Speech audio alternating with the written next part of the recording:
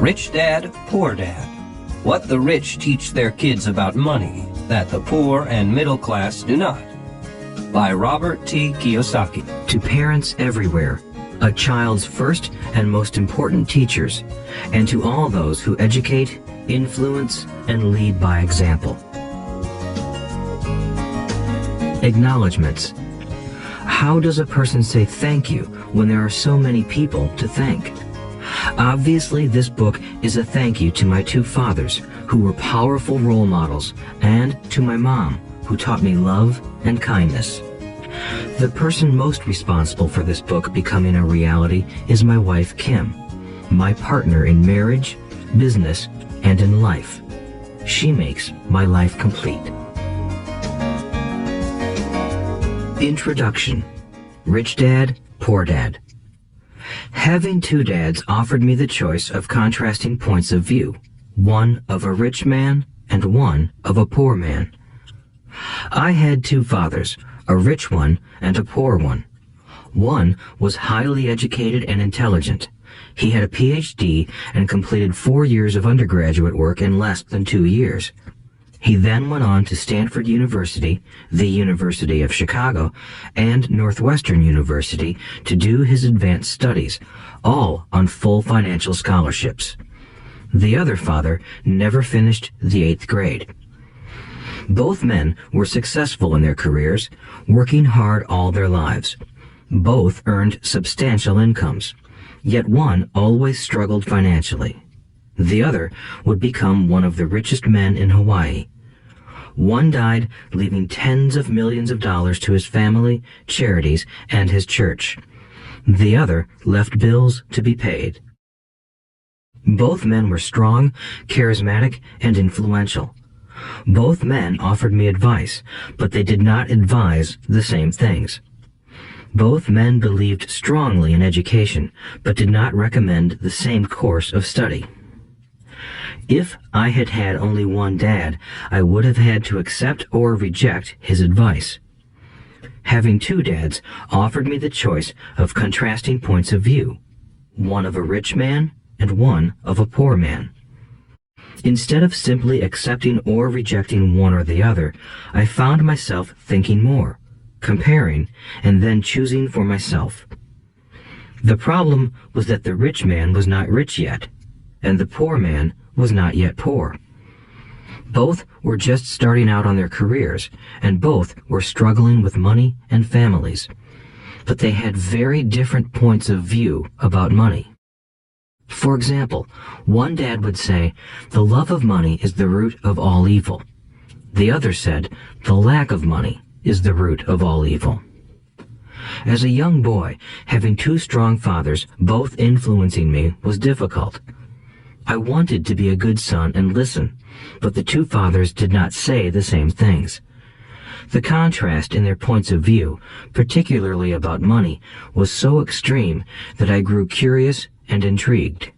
I began to start thinking for long periods of time about what each was saying. Much of my private time was spent reflecting, asking myself questions such as, "Why does he say that?" and then asking the same question of the other dad's statement. It would have been much easier to simply say, "Yeah, he's right, I agree with that," or to simply reject the point of view by saying, "The old man doesn't know what he's talking about." Instead, having two dads whom I loved forced me to think and ultimately choose a way of thinking for myself. As a process, choosing for myself turned out to be much more valuable in the long run than simply accepting or rejecting a single point of view. One of the reasons the rich get richer, the poor get poorer, and the middle class struggles in debt is that the subject of money is taught at home, not in school. Most of us learn about money from our parents, so what can poor parents tell their child about money? They simply say, "Stay in school and study hard." The child may graduate with excellent grades, but with a poor person's financial programming and mindset. Sadly, money is not taught in schools. Schools focus on scholastic and professional skills, but not on financial skills. This explains how smart bankers, doctors, and accountants who earned excellent grades may struggle financially all of their lives. Our staggering national debt is due in large part to highly educated politicians and government officials making financial decisions with little or no training in the subject of money. Today, I often wonder what will soon happen when we have millions of people who need financial and medical assistance. They will be dependent upon their families or the government for financial support. What will happen when Medicare and Social Security run out of money?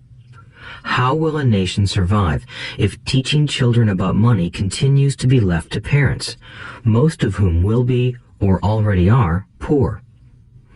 Because I had two influential fathers, I learned from both of them. I had to think about each dad's advice, and in doing so, I gained valuable insight into the power and effect of one's thoughts on one's life. For example, one dad had a habit of saying, "I can't afford it." The other dad forbade those words to be used. He insisted I ask, "How can I afford it?" One is a statement, and the other is a question. One lets you off the hook, and the other forces you to think. My soon-to-be rich dad would explain that by automatically saying the words, "I can't afford it," your brain stops working. By asking the question, "How can I afford it?" your brain is put to work. He did not mean that you should buy everything you want. He was fanatical about exercising your mind, the most powerful computer in the world. He'd say, "My brain gets stronger every day because I exercise it. The stronger it gets, the more money I can make." He believed that automatically saying, "I can't afford it," was a sign of mental laziness. Although both dads worked hard, I noticed that one dad had a habit of putting his brain to sleep when it came to finances, and the other had a habit of exercising his brain. The long-term result was that one dad grew stronger financially, and the other grew weaker. It is not much different from a person who goes to the gym to exercise on a regular basis versus someone who sits on the couch watching television. Proper physical exercise increases your chances for health, and proper mental exercise increases your chances for wealth. My two dads had opposing attitudes, and that affected the way they thought. One dad thought that the rich should pay more in taxes to take care of those less fortunate. The other said, taxes punish those who produce and reward those who don't produce. One dad recommended, study hard so you can find a good company to work for. The other recommended, study hard so you can find a good company to buy. One dad said, the reason I'm not rich is because I have you kids. The other said, the reason I must be rich is because I have you kids. One encouraged talking about money and business at the dinner table, while the other forbade the subject of money to be discussed over a meal. One said, when it comes to money, play it safe. Don't take risks. The other said, learn to manage risk. One believed, our home is our largest investment and our greatest asset. The other believed, my house is a liability, and if your house is your largest investment, you're in trouble. Both dads paid their bills on time, yet one paid his bills first, while the other paid his bills last. One dad believed in a company or the government taking care of you and your needs. He was always concerned about pay raises, retirement plans, medical benefits, sick leave, vacation days, and other perks. He was impressed with two of his uncles who joined the military and earned a retirement and entitlement package for life after 20 years of active service. He loved the idea of medical benefits and PX privileges the military provided its retirees. He also loved the tenure system available through the university. The idea of job protection for life and job benefits seemed more important at times than the job. He would often say, I've worked hard for the government and I'm entitled to these benefits. The other believed in total financial self-reliance. He spoke out against the entitlement mentality and how it created weak and financially needy people. He was emphatic about being financially competent. One dad struggled to save a few dollars. The other created investments. One dad taught me how to write an impressive resume so I could find a good job. The other taught me how to write strong business and financial plans so I could create jobs. Being a product of two strong dads allowed me the luxury of observing the effects different thoughts have on one's life. I noticed that people really do shape their lives through their thoughts. For example, my poor dad always said, "I'll never be rich," and that prophecy became reality. My rich dad, on the other hand, always referred to himself as rich. He would say things like, "I'm a rich man and rich people don't do this." Even when he was flat broke after a major financial setback, he continued to refer to himself as a rich man. He would cover himself by saying, "There is a difference between being poor and being broke. Broke is temporary. Poor is eternal."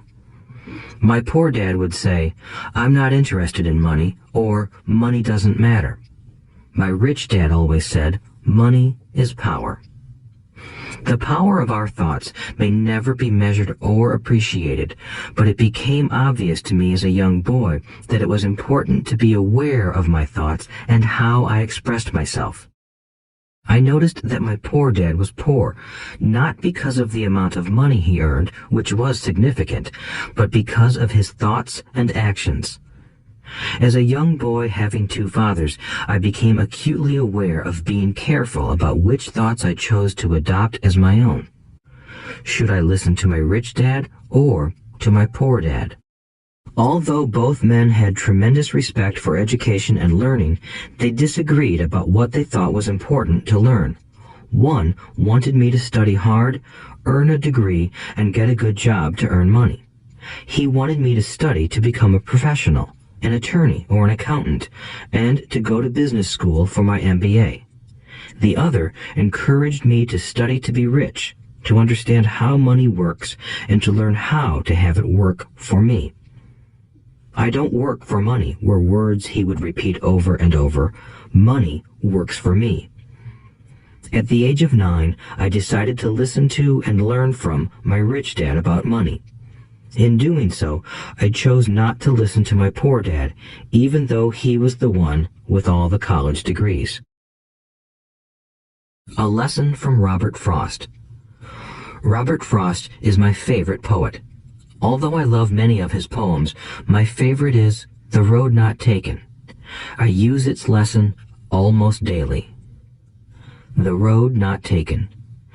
Two roads diverged in a yellow wood, and sorry I could not travel both. And be one traveler long I stood, and looked down one as far as I could, to where it bent in the undergrowth, then took the other as just as fair, and having perhaps the better claim, because it was grassy and wanted wear. Though as for that the passing there had worn them really about the same, and both that morning equally lay in leaves no step had trodden black. Oh, I kept the first for another day, yet knowing how way leads on to way, I doubted if I should ever come back. I shall be telling this with a sigh, somewhere ages and ages hence.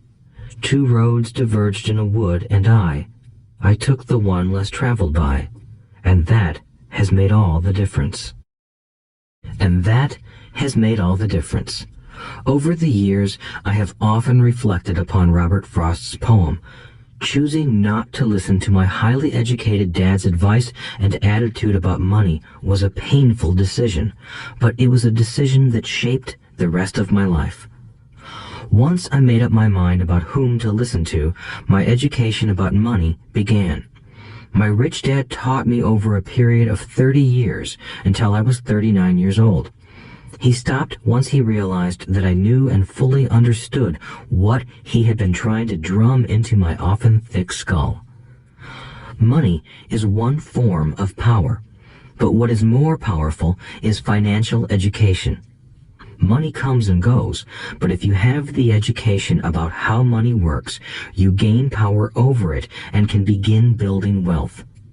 The reason positive thinking alone does not work is because most people went to school and never learned how money works. So they spend their lives working for money. Because I was only 9 years old when I started, the lessons my rich dad taught me were simple. And when it was all said and done, there were only 6 main lessons, repeated over 30 years. This audiobook is about those 6 lessons, put as simply as possible, just as simply as my rich dad put forth those lessons to me. The lessons are meant not to be answers, but guideposts that will assist you and your children to grow wealthier no matter what happens in a world of increasing change and uncertainty. Chapter 1. Lesson 1. The rich don't work for money. The poor and the middle class work for money. The rich have money work for them. Dad, can you tell me how to get rich? My dad put down the evening paper. Why do you want to get rich, son? Because today Jimmy's mom drove up in their new Cadillac and they were going to their beach house for the weekend. He took 3 of his friends, but Mike and I weren't invited. They told us we weren't invited because we were poor kids. They did? My dad asked incredulously. Yeah, they did, I replied in a hurt tone. My dad silently shook his head, pushed his glasses up the bridge of his nose, and went back to reading the paper. I stood waiting for an answer. The year was 1956. I was 9 years old. By some twist of fate, I attended the same public school where the rich people sent their kids. We were primarily a sugar plantation town. The managers of the plantation and the other affluent people, such as doctors, business owners, and bankers, sent their children to this elementary school. After grade 6, their children were generally sent off to private schools. Because my family lived on one side of the street, I went to this school. Had I lived on the other side of the street, I would have gone to a different school with kids from families more like mine. After grade 6, these kids and I would go on to the public intermediate and high school. There was no private school for them or for me. My dad finally put down the paper. I could tell he was thinking.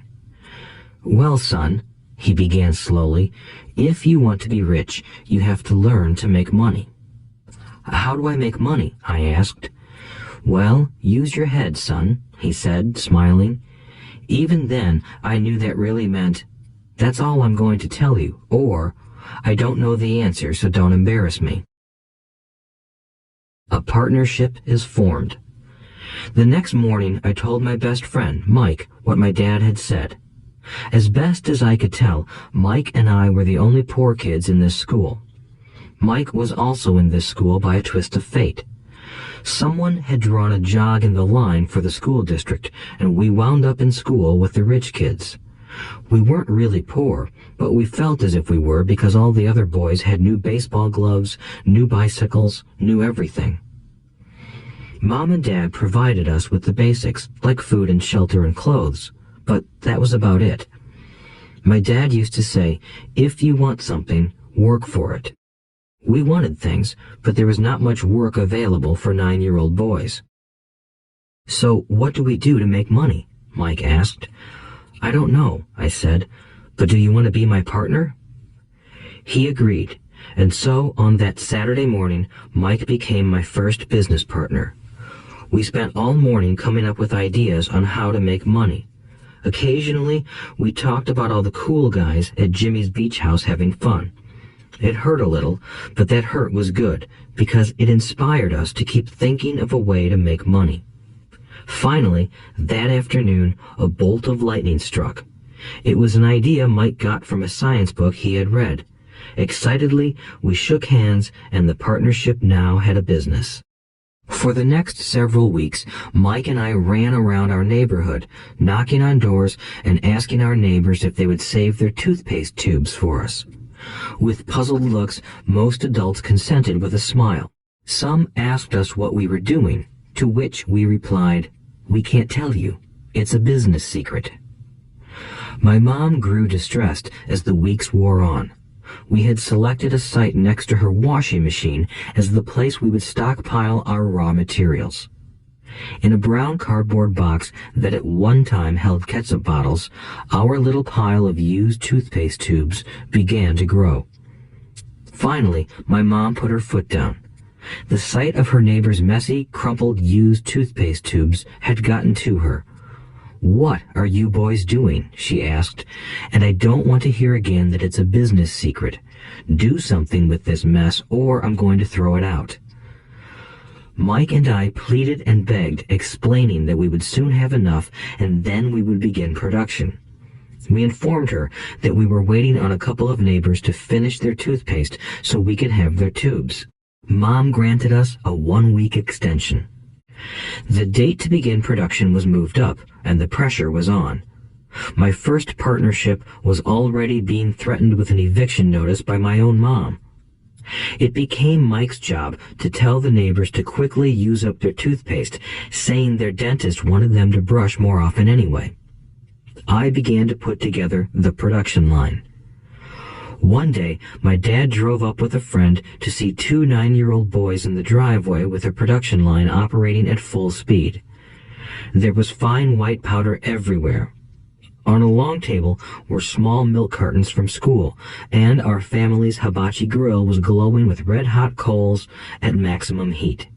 Dad walked up cautiously, having to park the car at the base of the driveway since the production line blocked the carport.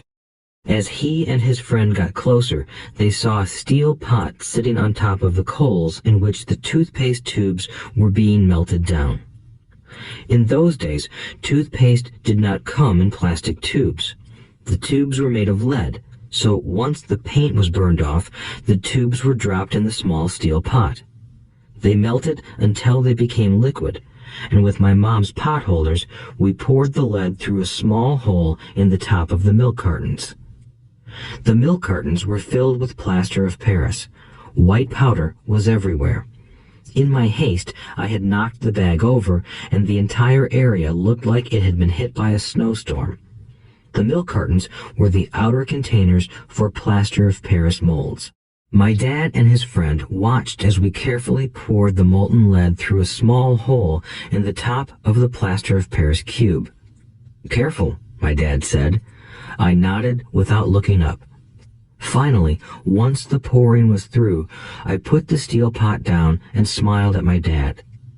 "What are you boys doing?" he asked with a cautious smile.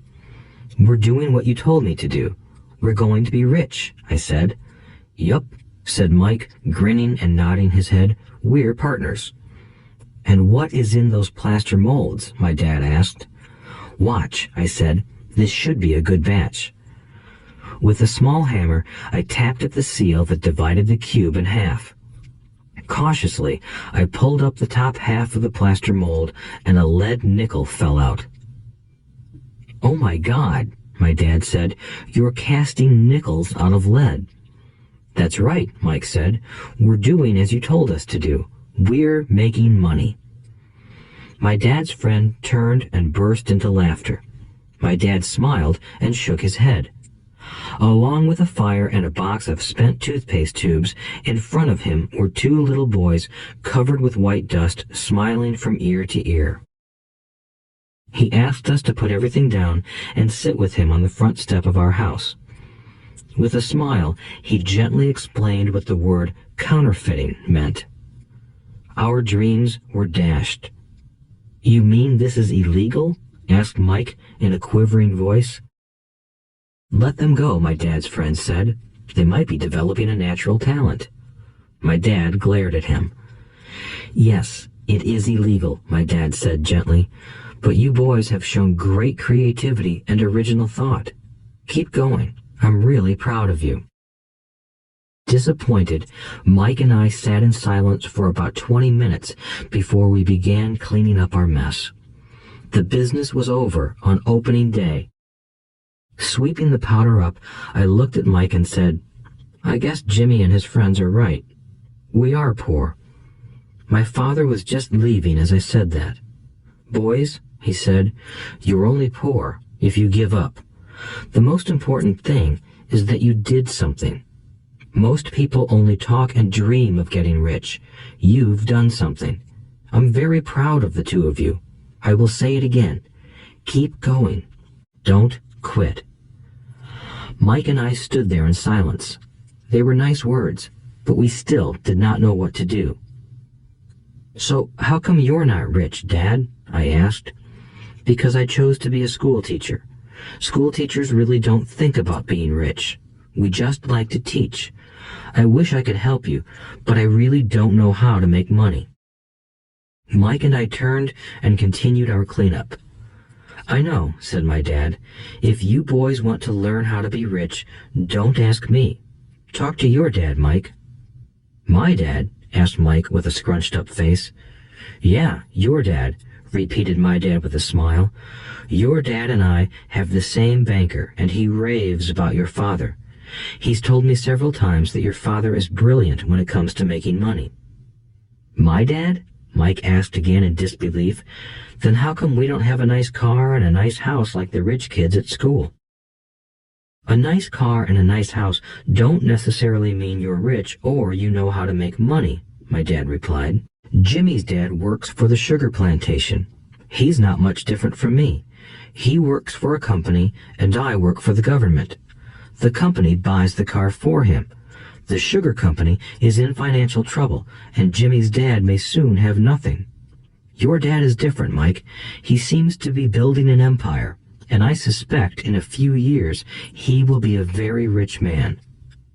With that, Mike and I got excited again. With new vigor, we began cleaning up the mess caused by our now defunct first business. As we were cleaning, we made plans for how and when to talk to Mike's dad. The problem was that Mike's dad worked long hours and often did not come home until late. His father owned warehouses, a construction company, a chain of stores, and 3 restaurants. It was the restaurants that kept him out late.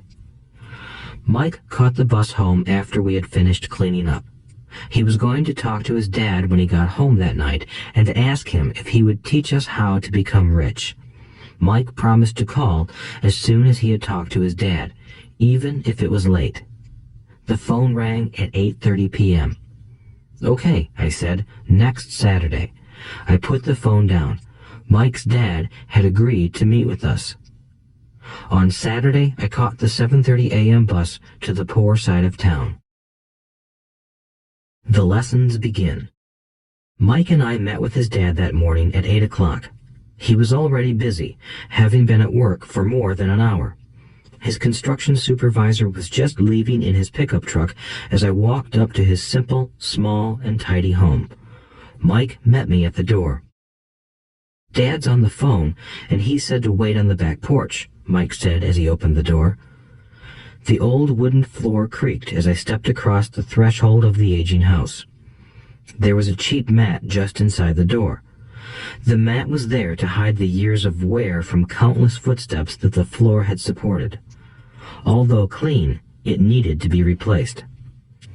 I felt claustrophobic as I entered the narrow living room that was filled with old, musty, overstuffed furniture that today would be collector's items. Sitting on the couch were 2 women, both a little older than my mom. Across from the women sat a man in workman's clothes. He wore khaki slacks and a khaki shirt, neatly pressed but without starch, and polished work boots. He was about 10 years older than my dad. They smiled as Mike and I walked past them toward the back porch. I smiled back shyly. "Who are those people?" I asked. "Oh, they work for my dad. The older man runs his warehouses, and the women are the managers of the restaurants. And as you arrived, you saw the construction supervisor who was working on a road project about 50 miles from here. His other supervisor, who was building a track of houses, left before you got here." "Does this go on all the time?" I asked. "Not always, but quite often," said Mike, smiling as he pulled up a chair to sit down next to me. "I asked my dad if he would teach us to make money," Mike said. "Oh, and what did he say to that?" I asked with cautious curiosity. Well, he had a funny look on his face at first, and then he said he would make us an offer. "Oh," I said, rocking my chair back against the wall. I sat there, perched on two rear legs of the chair. Mike did the same thing. "Do you know what the offer is?" I asked. "No, but we'll soon find out." Suddenly, Mike's dad burst through the rickety screen door and onto the porch. Mike and I jumped to our feet, not out of respect, but because we were startled. "Ready, boys?" he asked as he pulled up a chair to sit down with us. We nodded our heads as we pulled our chairs away from the wall to sit in front of him. He was a big man, about 6 feet tall and 200 pounds. My dad was taller, about the same weight, and 5 years older than Mike's dad. They sort of looked alike, though not of the same ethnic makeup. Maybe their energy was similar. "Mike says you want to learn to make money. Is that correct, Robert?" I nodded my head quickly, but with a little trepidation. He had a lot of power behind his words and smile. "Okay, here's my offer. I'll teach you, but I won't do it classroom style. You work for me, I'll teach you. You don't work for me, I won't teach you. I can teach you faster if you work, and I'm wasting my time if you just want to sit and listen like you do in school. That's my offer. Take it or leave it." May I ask a question first?" I asked. "No, take it or leave it. I've got too much work to do to waste my time. If you can't make up your mind decisively, then you'll never learn to make money anyway. Opportunities come and go. Being able to know when to make quick decisions is an important skill. You have the opportunity that you asked for. School is beginning, or it's over in 10 seconds, Mike's dad said with a teasing smile. "Take it," I said. "Take it," said Mike. "Good," said Mike's dad. "Mrs. Martin will be by in 10 minutes. After I'm through with her, you'll ride with her to my superette and you can begin working. I'll pay you 10 cents an hour and you'll work 3 hours every Saturday." "But I have a softball game today," I said. Mike's dad lowered his voice to a stern tone. "Take it or leave it," he said. "I'll take it," I replied, choosing to work and learn instead of playing. 30 cents later. By 9 a.m. that day, Mike and I were working for Mrs. Martin. She was a kind and patient woman. She always said that Mike and I reminded her of her 2 grown sons. Although kind, she believed in hard work and kept us moving. We spent 3 hours taking canned goods off the shelves, brushing each can with a feather duster to get the dust off, and then restacking them neatly. It was excruciatingly boring work. Mike's dad, whom I called my rich dad, owned 9 of these little superettes, each with a large parking lot. They were the early version of the 7-Eleven convenience stores, little neighborhood grocery stores where people bought items such as milk, bread, butter, and cigarettes. The problem was that this was Hawaii before air conditioning was widely used, and the stores could not close their doors because of the heat. On 2 sides of the store, the doors had to be wide open to the road and parking lot. Every time a car drove by or pulled into the parking lot, dust would swirl and settle in the store. We knew we had a job as long as there was no air conditioning. For 3 weeks, Mike and I reported to Mrs. Martin and worked our 3 hours. By noon, our work was over, and she dropped 3 little dimes in each of our hands. Now, even at the age of 9 in the mid-1950s, 30 cents was not too exciting. Comic books cost 10 cents back then, so I usually spent my money on comic books and went home. By Wednesday of the 4th week, I was ready to quit. I had agreed to work only because I wanted to learn to make money from Mike's dad, and now I was a slave for 10 cents an hour. On top of that, I had not seen Mike's dad since that first Saturday. "I'm quitting," I told Mike at lunchtime. School was boring, and now I did not even have my Saturdays to look forward to. But it was the 30 cents that really got to me. This time, Mike smiled. "What are you laughing at?" I asked with anger and frustration. "Dad said this would happen. He said to meet with him when you were ready to quit." "What?" I said indignantly. He's been waiting for me to get fed up? Sort of, Mike said. Dad's kind of different. He doesn't teach like your dad. Your mom and dad lecture a lot. My dad is quiet and a man of few words. You just wait till this Saturday. I'll tell him you're ready. You mean I've been set up? No, not really. But maybe. Dad will explain on Saturday. Waiting in line on Saturday. I was ready to face Mike's dad. Even my real dad was angry with him. My real dad, the one I called the poor one, thought that my rich dad was violating child labor laws and should be investigated. My educated poor dad told me to demand what I deserve, at least 25 cents an hour. My poor dad told me that if I did not get a raise, I was to quit immediately. You don't need that damn job anyway, said my poor dad with indignation. At 8 o'clock Saturday morning, I walked through the door of Mike's house when Mike's dad opened it. Take a seat and wait in line, he said as I entered. He turned and disappeared into his little office next to a bedroom. I looked around the room and didn't see Mike anywhere. Feeling awkward, I cautiously sat down next to the same two women who were there 4 weeks earlier. They smiled and slid down the couch to make room for me. 45 minutes went by, and I was steaming. The two women had met with him and left 30 minutes earlier. An older gentleman was in there for 20 minutes and was also gone.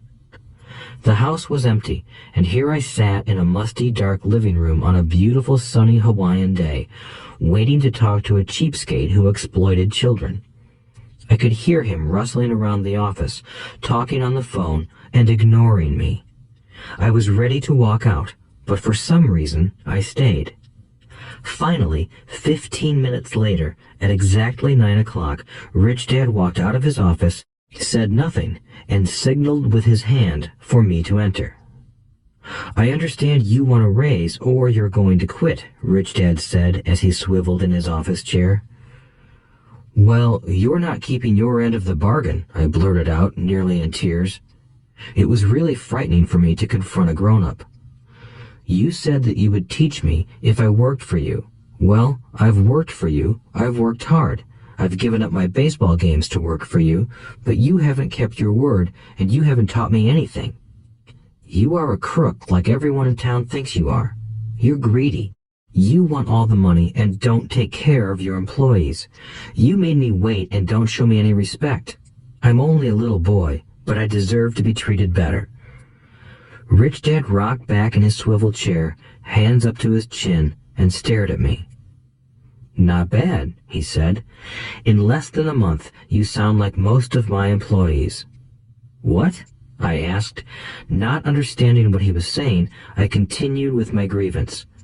I thought you were going to keep your end of the bargain and teach me. Instead, you want to torture me? That's cruel. That's really cruel. I am teaching you, Rich Dad said quietly. What have you taught me? Nothing, I said angrily. You haven't even talked to me once since I agreed to work for peanuts. 10 cents an hour. Ha! I should notify the government about you. We have child labor laws, you know. My dad works for the government, you know. Wow, said Rich Dad. Now you sound just like most of the people who used to work for me. People I've either fired or who have quit. So, what do you have to say? I demanded, feeling pretty brave for a little kid. You lied to me. I've worked for you, and you have not kept your word. You haven't taught me anything. How do you know that I've not taught you anything? Asked Rich Dad calmly. Well, you've never talked to me. I've worked for 3 weeks, and you have not taught me anything, I said with a pout. Does teaching mean talking or a lecture? Rich Dad asked. Well, yes, I replied. That's how they teach you in school, he said, smiling. But that is not how life teaches you, and I would say that life is the best teacher of all. Most of the time, life does not talk to you. It just sort of pushes you around. Each push is life saying, wake up, there's something I want you to learn. What is this man talking about? I asked myself silently. Life pushing me around was life talking to me? Now I knew I had to quit my job. I was talking to someone who needed to be locked up. If you learn life's lessons, you will do well. If not, life will just continue to push you around. People do two things. Some just let life push them around. Others get angry and push back. But they push back against their boss, or their job, or their husband or wife. They do not know it's life that's pushing. I had no idea what he was talking about. Life pushes all of us around. Some people give up and others fight. A few learn the lesson and move on. They welcome life pushing them around. To these few people, it means they need and want to learn something. They learn and move on. Most quit, and a few, like you, fight. Rich Dad stood and shut the creaky old wooden window that needed repair. If you learn this lesson, you will grow into a wise, wealthy, and happy young man. If you don't, you will spend your life blaming a job, low pay, or your boss for your problems. You'll live life always hoping for that big break that will solve all your money problems. Rich Dad looked over at me to see if I was still listening. His eyes met mine. We stared at each other, communicating through our eyes. Finally, I looked away once I had absorbed his message. I knew he was right. I was blaming him, and I did ask to learn. I was fighting. Rich Dad continued. Or, if you are the kind of person who has no guts, you just give up every time life pushes you. If you are that kind of person, you'll live all your life playing it safe, doing the right things, saving yourself for some event that never happens. Then you die a boring old man. You'll have lots of friends who really like you because you were such a nice, hard-working guy. But the truth is that you let life push you into submission. Deep down, you were terrified of taking risks. You really wanted to win, but the fear of losing was greater than the excitement of winning. Deep inside, you and only you will know you didn't go for it. You chose to play it safe. Our eyes met again. "You've been pushing me around?" I asked. "Some people might say that," smiled Rich Dad. "I would say that I just gave you a taste of life." "What taste of life?" I asked, still angry, but now curious and ready to learn. "You boys are the first people that have ever asked me to teach them how to make money. I have more than 150 employees, and not one of them has asked me what I know about money. They ask me for a job and a paycheck, but never to teach them about money. So most will spend the best years of their lives working for money, not really understanding what it is they are working for." I sat there listening intently. "So when Mike told me you wanted to learn how to make money, I decided to design a course that mirrored real life. I could talk until I was blue in the face, but you wouldn't hear a thing. So I decided to let life push you around a bit so you could hear me. That's why I only paid you 10 cents. "So what is the lesson I learned from working for only 10 cents an hour?" I asked.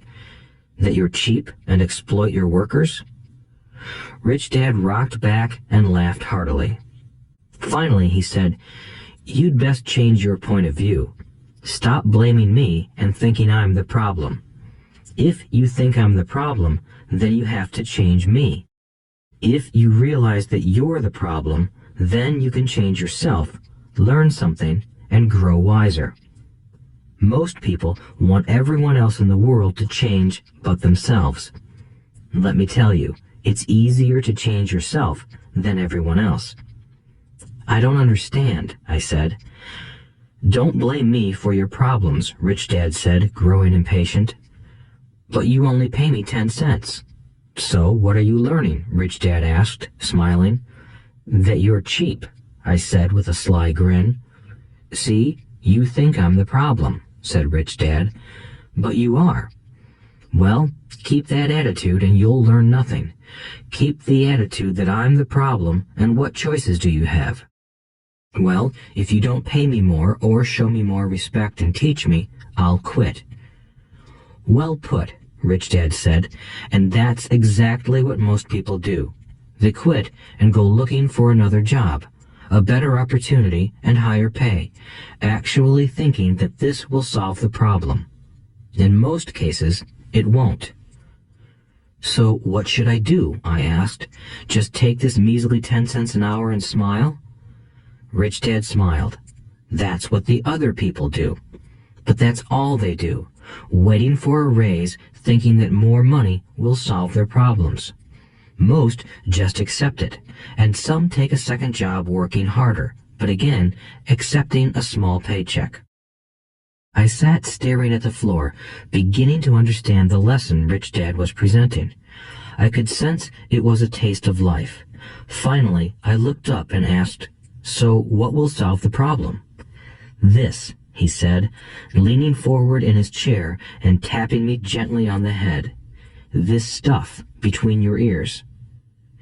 It was at that moment that Rich Dad shared the pivotal point of view that separated him from his employees and my poor dad, and led him to eventually become one of the richest men in Hawaii, while my highly educated but poor dad struggled financially all his life. It was a singular point of view that made all the difference over a lifetime. Rich Dad said this point of view over and over, which I call lesson number 1. The poor and the middle class work for money. The rich have money work for them. On that bright Saturday morning, I learned a completely different point of view from what I had been taught by my poor dad. At the age of 9, I understood that both dads wanted me to learn. Both dads encouraged me to study, but not the same things. My highly educated dad recommended that I do what he did. "Son, I want you to study hard, get good grades so you can find a safe, secure job with a big company, and make sure it has excellent benefits." My rich dad wanted me to learn how money works so I could make it work for me.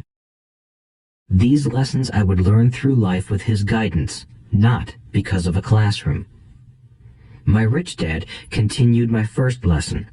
"I'm glad you got angry about working for 10 cents an hour. If you hadn't got angry and had simply accepted it, I would have to tell you that I could not teach you. You see, true learning takes energy, passion, and a burning desire. Anger is a big part of that formula, for passion is anger and love combined. When it comes to money, most people want to play it safe and feel secure, so passion does not direct them. Fear does." "So is that why they'll take jobs with low pay?" I asked. "Yes," said Rich Dad. "Some people say I exploit people because I don't pay as much as the sugar plantation or the government. I say the people exploit themselves. It's their fear, not mine." "But don't you feel you should pay them more?" I asked. "I don't have to. And besides, more money will not solve their problems. Just look at your dad. He makes a lot of money, and he still can't pay his bills. Most people, given more money, only get into more debt." "So that's why the 10 cents an hour," I said, smiling. "It's part of the lesson." "That's right," smiled Rich Dad. "You see, your dad went to school and got an excellent education so he could get a high-paying job. But he still has money problems because he never learned anything about money in school. On top of that, he believes in working for money." "And you don't?" I asked. "No, not really," said Rich Dad. "If you want to learn to work for money, then stay in school. That is a great place to learn to do that. But if you want to learn how to have money work for you, then I will teach you that. But only if you want to learn." "Wouldn't everyone want to learn that?" I asked. "No," said Rich Dad, "simply because it's easier to learn to work for money, especially if fear is your primary emotion when the subject of money is discussed." "I don't understand," I said with a frown. "Don't worry about that for now. Just know that it's fear that keeps most people working at a job. The fear of not paying their bills, the fear of being fired, the fear of not having enough money, and the fear of starting over. That's the price of studying to learn a profession or trade and then working for money. Most people become a slave to money and then get angry at their boss. Learning to have money work for you is a completely different course of study? I asked. Absolutely, Rich Dad answered. Absolutely. We sat in the silence on that beautiful Hawaiian Saturday morning. My friends had just started their Little League baseball game, but for some reason I was now thankful I had decided to work for 10 cents an hour. I sensed that I was about to learn something my friends wouldn't learn in school. Ready to learn? Asked Rich Dad. Absolutely, I said with a grin.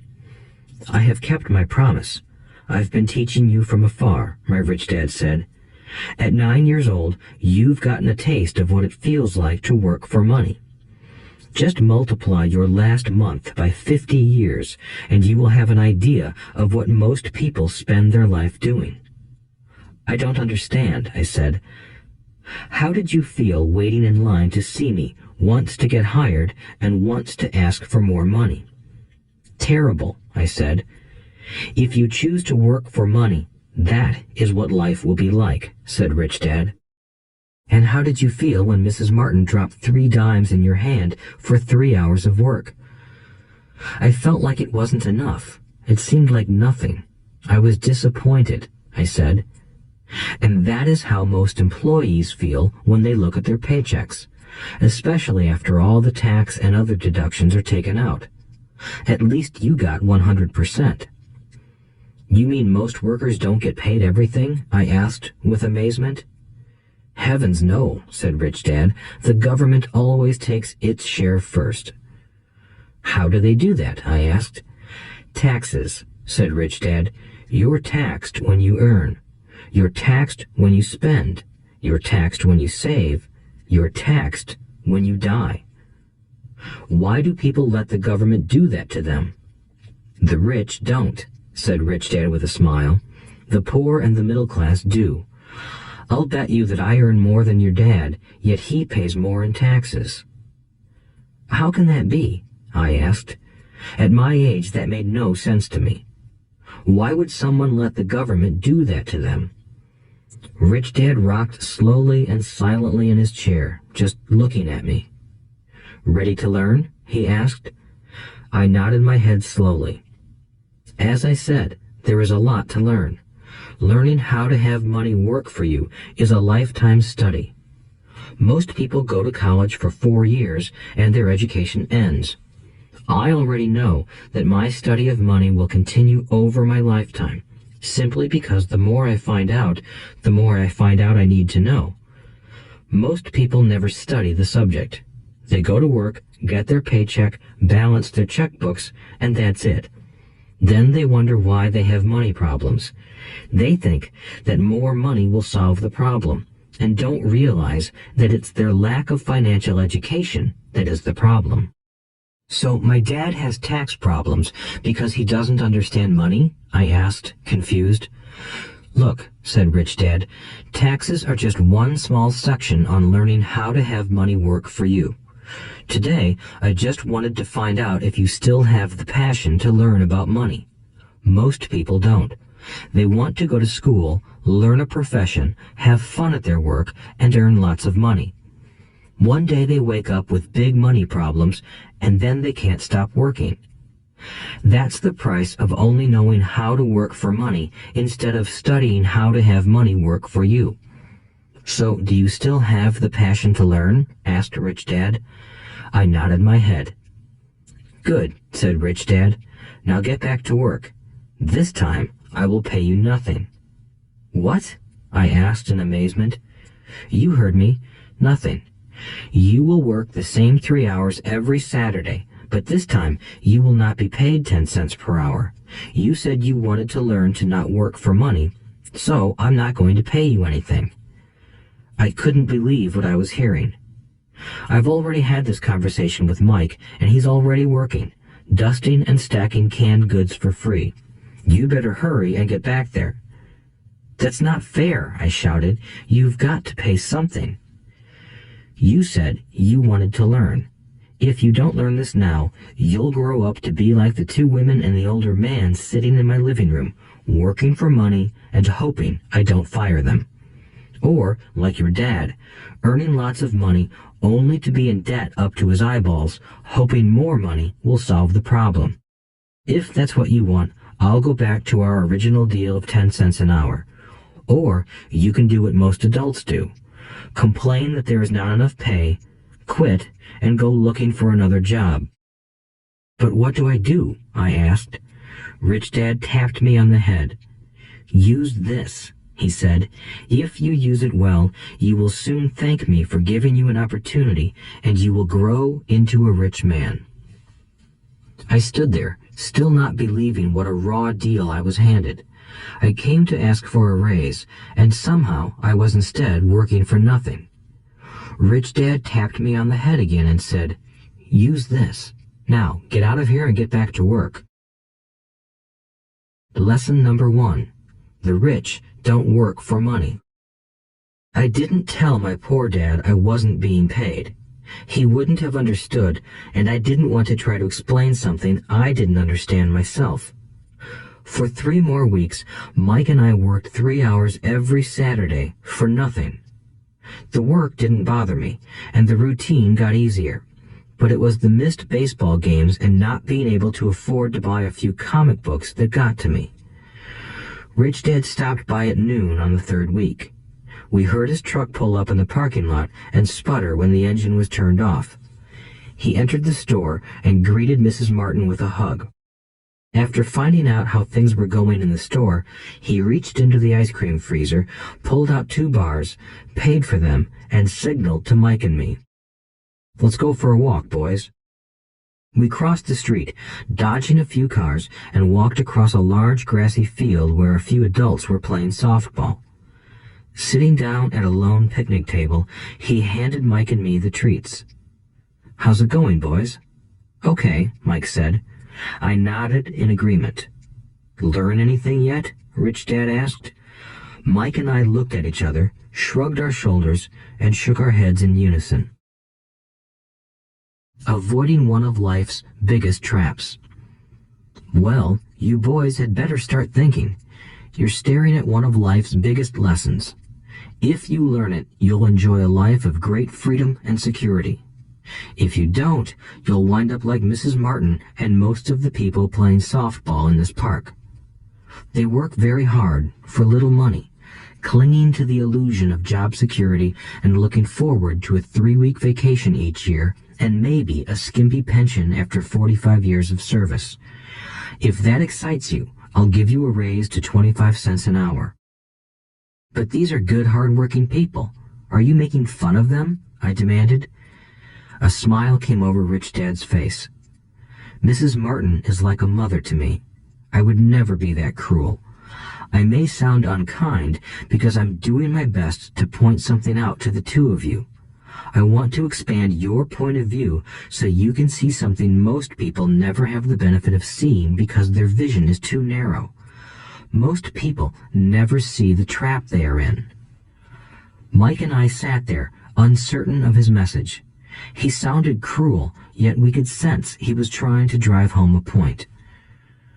With a smile, Rich Dad said, "Doesn't that 25 cents an hour sound good? Doesn't it make your heart beat a little faster?" I shook my head no, but it really did. 25 cents an hour would be big bucks to me. "Okay, I'll pay you $1 an hour," Rich Dad said, with a sly grin. Now my heart started to race. My brain was screaming, "Take it, take it." I could not believe what I was hearing. Still, I said nothing. "Okay, $2 an hour." My little brain and heart nearly exploded. After all, it was 1956, and being paid $2 an hour would have made me the richest kid in the world. I couldn't imagine earning that kind of money. I wanted to say yes. I wanted the deal. I could picture a new bicycle, new baseball glove, and the adoration of my friends when I flashed some cash. On top of that, Jimmy and his rich friends could never call me poor again. But somehow my mouth stayed shut. The ice cream had melted and was running down my hand. Rich Dad was looking at two boys staring back at him, eyes wide open and brains empty. He was testing us, and he knew there was a part of our emotions that wanted to take the deal. He understood that every person has a weak and needy part of their soul that can be bought, and he knew that every individual also had a part of their soul that was resilient and could never be bought. It was only a question of which one was stronger. Okay, $5 an hour. Suddenly, I was silent. Something had changed. The offer was too big and ridiculous. Not many grown-ups in 1956 made more than that, but quickly my temptation disappeared and calm set in. Slowly, I turned to my left to look at Mike. He looked back at me. The part of my soul that was weak and needy was silenced. The part of me that had no price took over. I knew Mike had gotten to that point too. "Good," said Rich Dad softly. "Most people have a price, and they have a price because of human emotions named fear and greed. First, the fear of being without money motivates us to work hard, and then, once we get that paycheck, greed or desire starts us thinking about all the wonderful things money can buy. The pattern is then set." "What pattern?" I asked. "The pattern of get up, go to work, pay bills, get up, go to work, pay bills."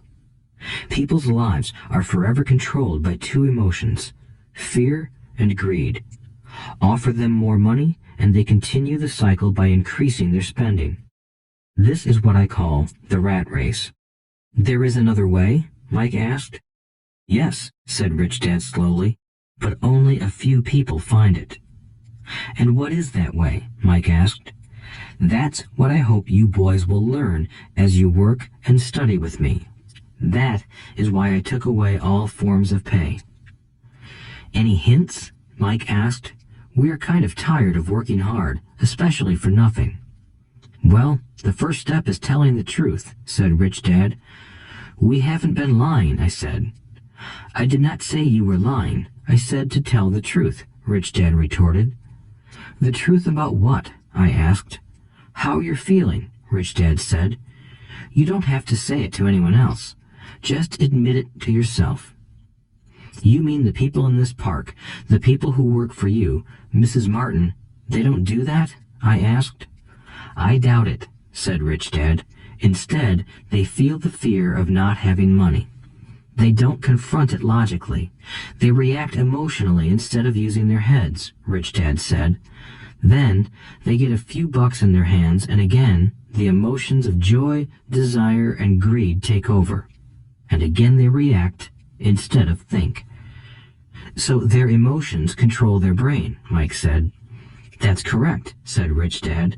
"Instead of admitting the truth about how they feel, they react to their feelings and fail to think.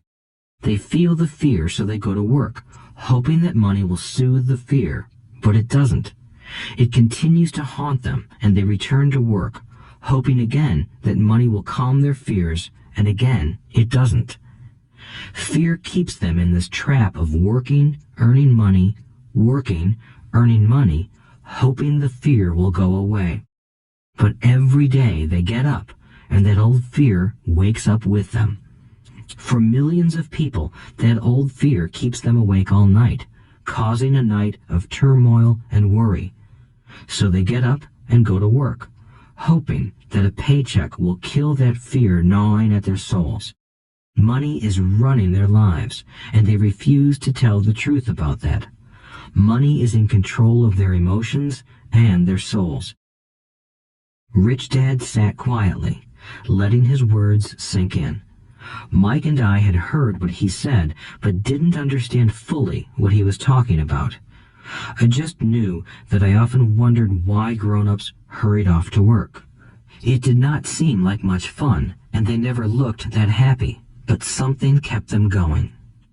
Realizing we had absorbed as much as possible of what he was talking about, Rich Dad said, "I want you boys to avoid that trap. That is really what I want to teach you. Not just to be rich, because being rich does not solve the problem. It doesn't? I asked, surprised. No, it doesn't. Let me explain the other emotion. Desire. Some call it greed, but I prefer desire. It's perfectly normal to desire something better, prettier, more fun, or exciting. So people also work for money because of desire. They desire money for the joy they think it can buy. But the joy that money brings is often short-lived, and they soon need more money for more joy, more pleasure, more comfort, and more security. So they keep working, thinking money will soothe their souls that are troubled by fear and desire. But money can't do that. Even rich people do this? Mike asked. Rich people included, said Rich Dad. In fact, the reason many rich people are rich isn't because of desire, but because of fear. They believe that money can eliminate the fear of being poor, so they amass tons of it, only to find the fear gets worse. Now they fear losing the money. I have friends who keep working even though they have plenty. I know people who have millions who are more afraid now than when they were poor. They're terrified of losing it all. The fears that drove them to get rich got worse. That weak and needy part of their soul is actually screaming louder. They don't want to lose the big houses, the cars, and the high life money has bought them. They worry about what their friends would say if they lost all their money. Many are emotionally desperate and neurotic, although they look rich and have more money. So, is a poor man happier? I asked. No, I don't think so, replied Rich Dad. The avoidance of money is just as psychotic as being attached to money. As if on cue, the town derelict went past our table, stopping by the large rubbish can and rummaging around in it. The three of us watched him with great interest, when before we probably would have just ignored him. Rich Dad pulled $1 out of his wallet and gestured to the older man. Seeing the money, the derelict came over immediately, took the bill, thanked Rich Dad profusely, and hurried off, ecstatic with his good fortune. He's not much different from most of my employees, said Rich Dad. I've met so many people who say, oh, I'm not interested in money, yet they'll work at a job for 8 hours a day. That's a denial of truth. If they weren't interested in money, then why are they working? That kind of thinking is probably more psychotic than a person who hoards money.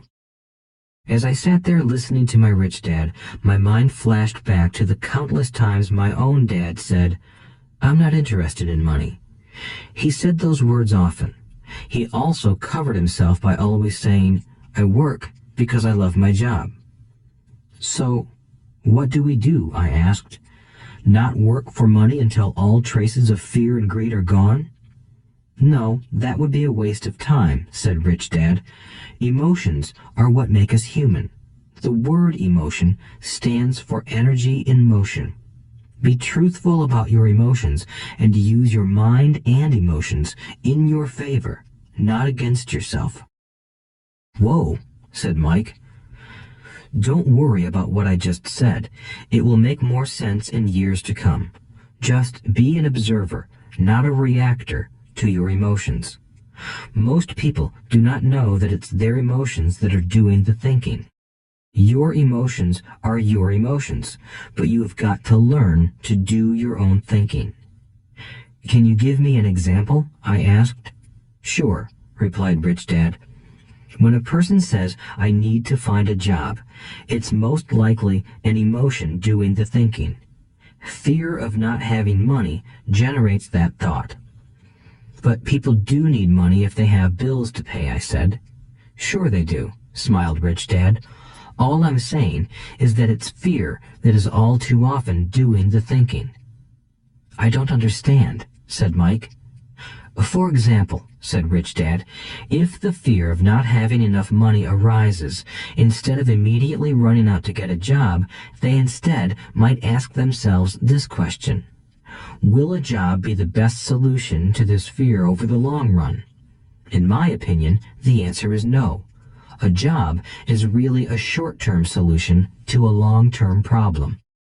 But my dad is always saying, stay in school and get good grades so you can find a safe, secure job, I interjected, somewhat confused. Yes, I understand he says that, said Rich Dad, smiling. Most people recommend that, and it's a good path for most people. But people make that recommendation primarily out of fear. You mean my dad says that because he's afraid? Yes, said Rich Dad.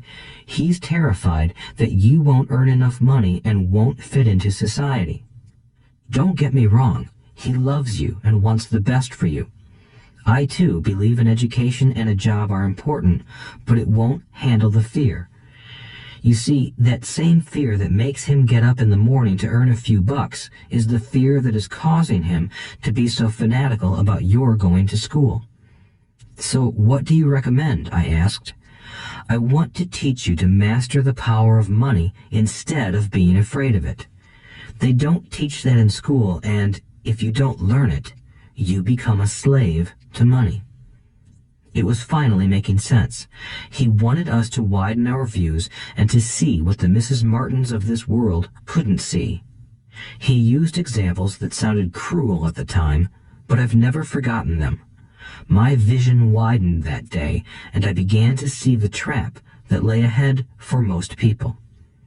You see, we're all employees ultimately. We just work at different levels, said Rich Dad. I just want you boys to have a chance to avoid the trap caused by those two emotions, fear and desire. Use them in your favor, not against you. That's what I want to teach you. I'm not interested in just teaching you to make a pile of money. That won't handle the fear or desire. If you don't first handle fear and desire, and you get rich, you'll only be a highly paid slave. So how do we avoid the trap? I asked. The main cause of poverty or financial struggle is fear and ignorance, not the economy or the government or the rich. It's self-inflicted fear and ignorance that keep people trapped. So you boys go to school and get your college degrees, and I'll teach you how to stay out of the trap. The pieces of the puzzle were appearing. My highly educated dad had a great education and a great career, but school never told him how to handle money or his fear of it. It became clear that I could learn different and important things from two fathers. So you've been talking about the fear of not having money. How does the desire for money affect our thinking? Mike asked. How did you feel when I tempted you with a pay raise? Did you notice your desires rising? We nodded our heads. By not giving in to your emotions, you were able to delay your reactions and think. That is important. We will always have emotions of fear and greed. From here on in, it's imperative for you to use those emotions to your advantage, and for the long term to not let your emotions control your thinking. Most people use fear and greed against themselves. That's the start of ignorance. Most people live their lives chasing paychecks, pay raises, and job security because of the emotions of desire and fear, not really questioning where those emotion-driven thoughts are leading them. It's just like the picture of a donkey dragging a cart with its owner dangling a carrot just in front of its nose. The donkey's owner may be going where he wants to, but the donkey is chasing an illusion. Tomorrow, there will only be another carrot for the donkey. You mean the moment I pictured a new baseball glove, candy, and toys, that's like a carrot to a donkey? Mike asked. Yes, and as you get older, your toys get more expensive. A new car, a boat, and a big house to impress your friends, said Rich Dad with a smile. Fear pushes you out the door, and desire calls to you. That's the trap. So what's the answer? Mike asked. What intensifies fear and desire is ignorance. That is why rich people with lots of money often have more fear the richer they get.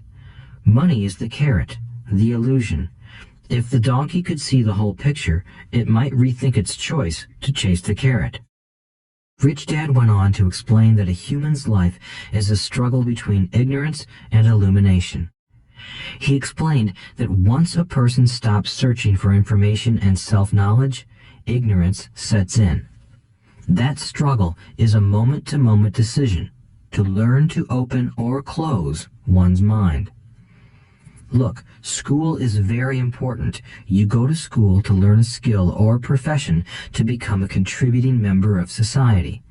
Every culture needs teachers, doctors, mechanics, artists, cooks, business people, police officers, firefighters, and soldiers. Schools train them so society can thrive and flourish, said Rich Dad. Unfortunately, for many people, school is the end, not the beginning. There was a long silence. Rich Dad was smiling. I didn't comprehend everything he said that day, but as with most great teachers, his words continued to teach for years. I've been a little cruel today, said Rich Dad, but I want you to always remember this talk. I want you to always think of Mrs. Martin, and I want you always to remember that donkey. Never forget that fear and desire can lead you into life's biggest trap if you are not aware of them controlling your thinking. To spend your life living in fear, never exploring your dreams, is cruel. To work hard for money, thinking that it will buy you things that will make you happy, is also cruel. To wake up in the middle of the night terrified about paying bills is a horrible way to live. To live a life dictated by the size of a paycheck is not really living a life. Thinking that a job makes you secure is lying to yourself. That's cruel, and that's the trap I want you to avoid. I've seen how money runs people's lives. Don't let that happen to you.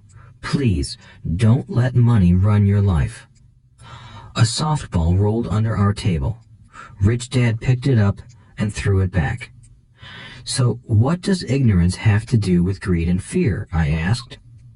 Because it is ignorance about money that causes so much greed and fear, said Rich Dad. Let me give you some examples. A doctor, wanting more money to better provide for his family, raises his fees. By raising his fees, it makes healthcare more expensive for everyone. It hurts the poor people the most, so they have worse health than those with money.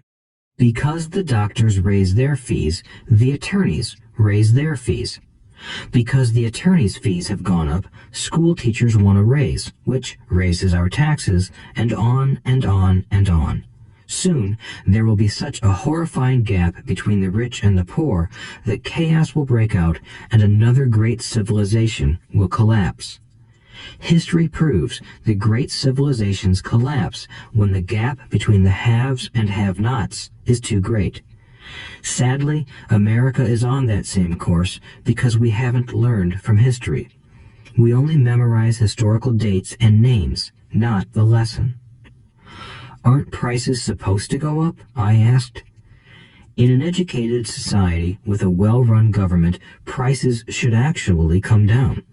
Of course, that is often only true in theory. Prices go up because of greed and fear caused by ignorance. If schools taught people about money, there would be more money and lower prices.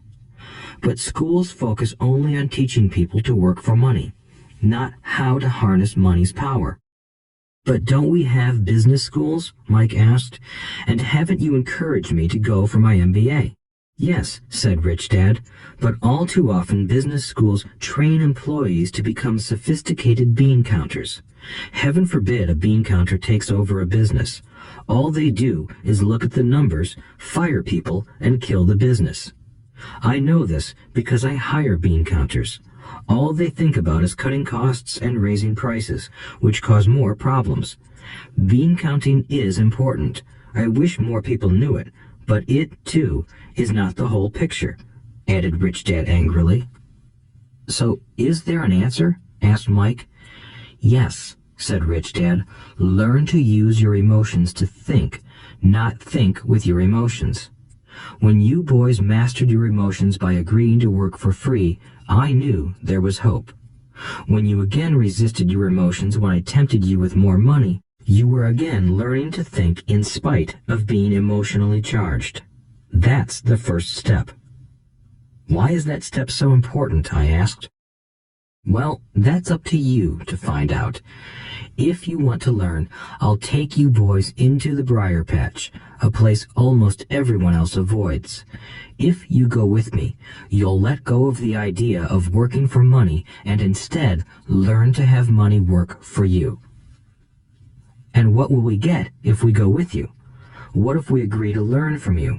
What will we get? I asked. The same thing Brer Rabbit got, said Rich Dad, referring to the classic children's story. Is there a briar patch? I asked. Yes, said Rich Dad. The briar patch is our fear and greed. Confronting fear, weaknesses, and neediness by choosing our own thoughts is the way out. Choosing our thoughts? Mike asked, puzzled. Yes, choosing what we think rather than reacting to our emotions. Instead of just getting up and going to work because not having the money to pay your bills is scaring you, ask yourself, is working harder at this the best solution to this problem? Most people are too afraid to rationally think things through and instead run out the door to a job they hate. The tar baby is in control. That's what I mean by choosing your thoughts. And how do we do that? Mike asked. That's what I will teach you. I'll teach you to have a choice of thoughts rather than a knee-jerk reaction, like gulping down your morning coffee and running out the door. Remember what I said before. A job is only a short-term solution to a long-term problem. Most people have only one problem in mind, and it's short-term. It's the bills at the end of the month, the tar baby. Money controls their lives, or should I say the fear and ignorance about money controls it. So they do as their parents did. They get up every day and go work for money, not taking the time to ask the question, is there another way? Their emotions now control their thinking, not their heads. Can you tell the difference between emotions thinking and the head thinking? Mike asked. Oh yes, I hear it all the time, said Rich Dad. I hear things like, well, everyone has to work, or the rich are crooks, or I'll get another job, I deserve this raise, you can't push me around, or I like this job because it's secure. No one asks, is there something I'm missing here? Which would break through the emotional thought and give you time to think clearly. As we headed back to the store, Rich Dad explained that the rich really did make money. They did not work for it.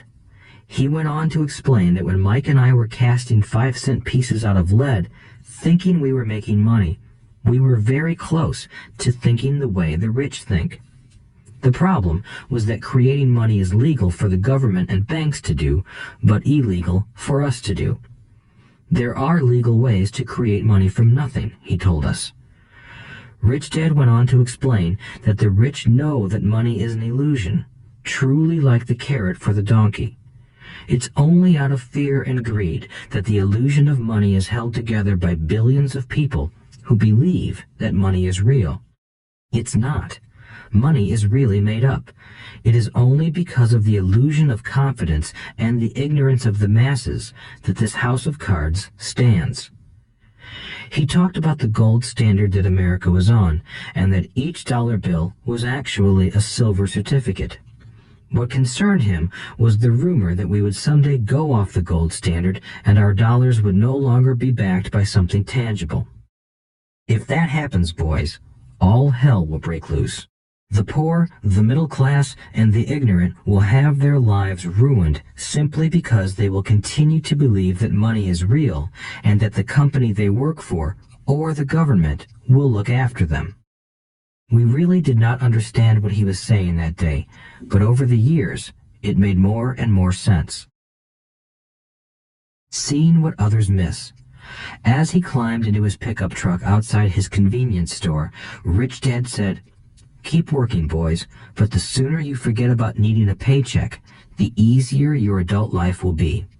Keep using your brain, work for free, and soon your mind will show you ways of making money far beyond what I could ever pay you. You will see things that other people never see. Most people never see these opportunities because they're looking for money and security, so that's all they get. The moment you see one opportunity, you'll see them for the rest of your life. The moment you do that, I'll teach you something else. Learn this, and you'll avoid one of life's biggest traps. Mike and I picked up our things from the store and waved goodbye to Mrs. Martin. We went back to the park, to the same picnic bench, and spent several more hours thinking and talking. We spent the next week at school thinking and talking too. For 2 more weeks, we kept thinking, talking, and working for free. At the end of the second Saturday, I was again saying goodbye to Mrs. Martin and looking at the comic book stand with a longing gaze. The hard thing about not even getting 30 cents every Saturday was that I didn't have any money to buy comic books. Suddenly, as Mrs. Martin said goodbye to Mike and me, I saw her do something I'd never seen her do before. Mrs. Martin was cutting the front page of the comic book in half. She kept the top half of the comic book cover and threw the rest of the book into a large cardboard box. When I asked her what she did with the comic books, she said, "I throw them away. I give the top half of the cover back to the comic book distributor for credit when he brings in the new comics. He's coming in an hour." Mike and I waited for an hour. Soon the distributor arrived, and I asked him if we could have the comic books. To my delight, he said, "You can have them if you work for this store and do not resell them." Remember our old business partnership? Well, Mike and I revived it. Using a spare room in Mike's basement, we began piling hundreds of comic books in that room. Soon, our comic book library was open to the public. We hired Mike's younger sister, who loved to study, to be head librarian. She charged each child 10 cents admission to the library, which was open from 2:30 p.m. to 4:30 p.m. every day after school. The customers, the children of the neighborhood, could read as many comics as they wanted in 2 hours. It was a bargain for them since a comic cost 10 cents each, and they could read 5 or 6 in 2 hours. Mike's sister would check the kids as they left to make sure they weren't borrowing any comic books. She also kept the books, logging in how many kids showed up each day, who they were, and any comments they might have. Mike and I averaged $9.50 per week over a 3-month period. We paid his sister $1 a week and allowed her to read the comics for free, which she rarely did since she was always studying. Mike and I kept our agreement by working in the store every Saturday and collecting all the comic books from the different stores. We kept our agreement to the distributor by not selling any comic books. We burned them once they got too tattered. We tried opening a branch office, but we could never quite find someone as trustworthy and dedicated as Mike's sister. At an early age, we found out how hard it was to find good staff. 3 months after the library first opened, a fight broke out in the room. Some bullies from another neighborhood pushed their way in, and Mike's dad suggested we shut down the business. So our comic book business shut down, and we stopped working on Saturdays at the convenience store.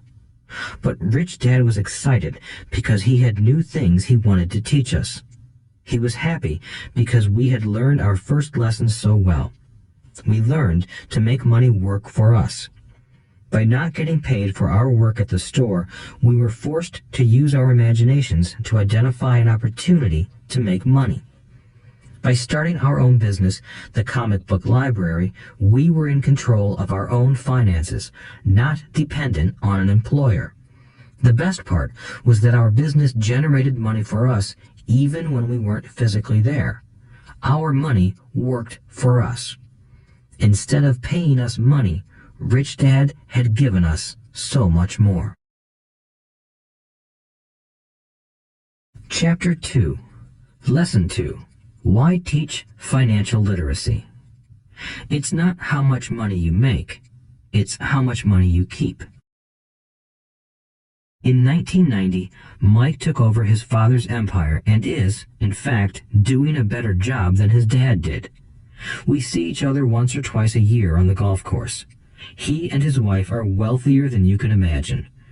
Rich Dad's empire is in great hands, and Mike is now grooming his son to take his place, as his dad had groomed us. In 1994, I retired at the age of 47, and my wife Kim was 37. Retirement does not mean not working. For us, it means that, barring unforeseen cataclysmic changes, we can work or not work, and our wealth grows automatically, staying ahead of inflation. Our assets are large enough to grow by themselves. It's like planting a tree. You water it for years, and then one day it doesn't need you anymore. Its roots are implanted deep enough. Then the tree provides shade for your enjoyment. Mike chose to run the empire, and I chose to retire. Whenever I speak to groups of people, they often ask what I would recommend that they do. How do I get started? Is there a book you would recommend? What should I do to prepare my children? What is your secret to success? How do I make millions? Whenever I hear one of these questions, I'm reminded of the following story. The Richest Businessmen. In 1923, a group of our greatest leaders and richest businessmen held a meeting at the Edgewater Beach Hotel in Chicago. Among them were Charles Schwab, head of the largest independent steel company; Samuel Insull, president of the world's largest utility; Howard Hobson, head of the largest gas company; Ivar Kruger, president of International Match Company, one of the world's largest companies at that time; Leon Fraser, president of the Bank of International Settlements; Richard Whitney, president of the New York Stock Exchange; Arthur Cotton and Jesse Livermore, two of the biggest stock speculators; and Albert Fall, a member of President Harding's cabinet. 25 years later, 9 of these titans ended their lives as follows. Schwab died penniless after living for 5 years on borrowed money. Insull died broke in a foreign land, and Kruger and Cotton also died broke. Hobson went insane. Whitney and Albert Fall were released from prison, and Fraser and Livermore committed suicide. I doubt if anyone can say what really happened to these men. If you look at the date, 1923, it was just before the 1929 market crash and the Great Depression, which I suspect had a great impact on these men and their lives. The point is this. Today, we live in times of greater and faster change than these men did. I suspect there will be many booms and busts in the coming years that will parallel the ups and downs these men faced.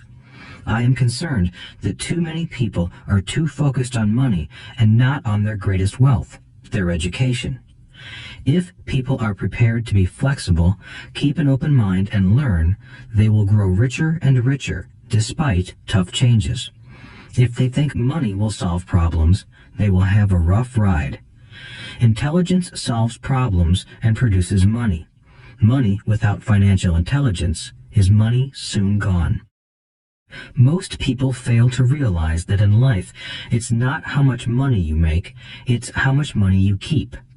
We've all heard stories of lottery winners who are poor, then suddenly rich, and then poor again. They win millions, yet are soon back where they started. Or stories of professional athletes who at the age of 24 are earning millions, but are sleeping under a bridge 10 years later. I remember a story of a young basketball player who a year ago had millions. Today, at just 29, he claims his friends, attorney, and accountant took his money, and he was forced to work at a car wash for minimum wage.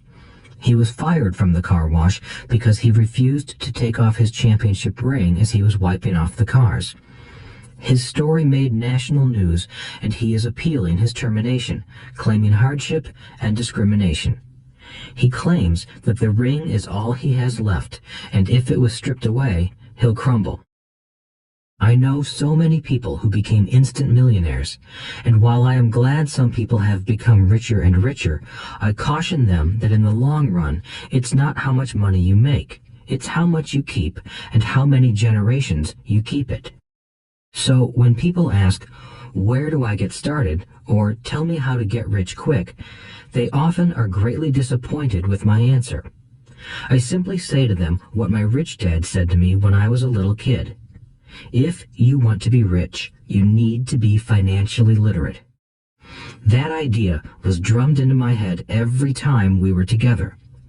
As I said, my educated dad stressed the importance of reading books, while my rich dad stressed the need to master financial literacy.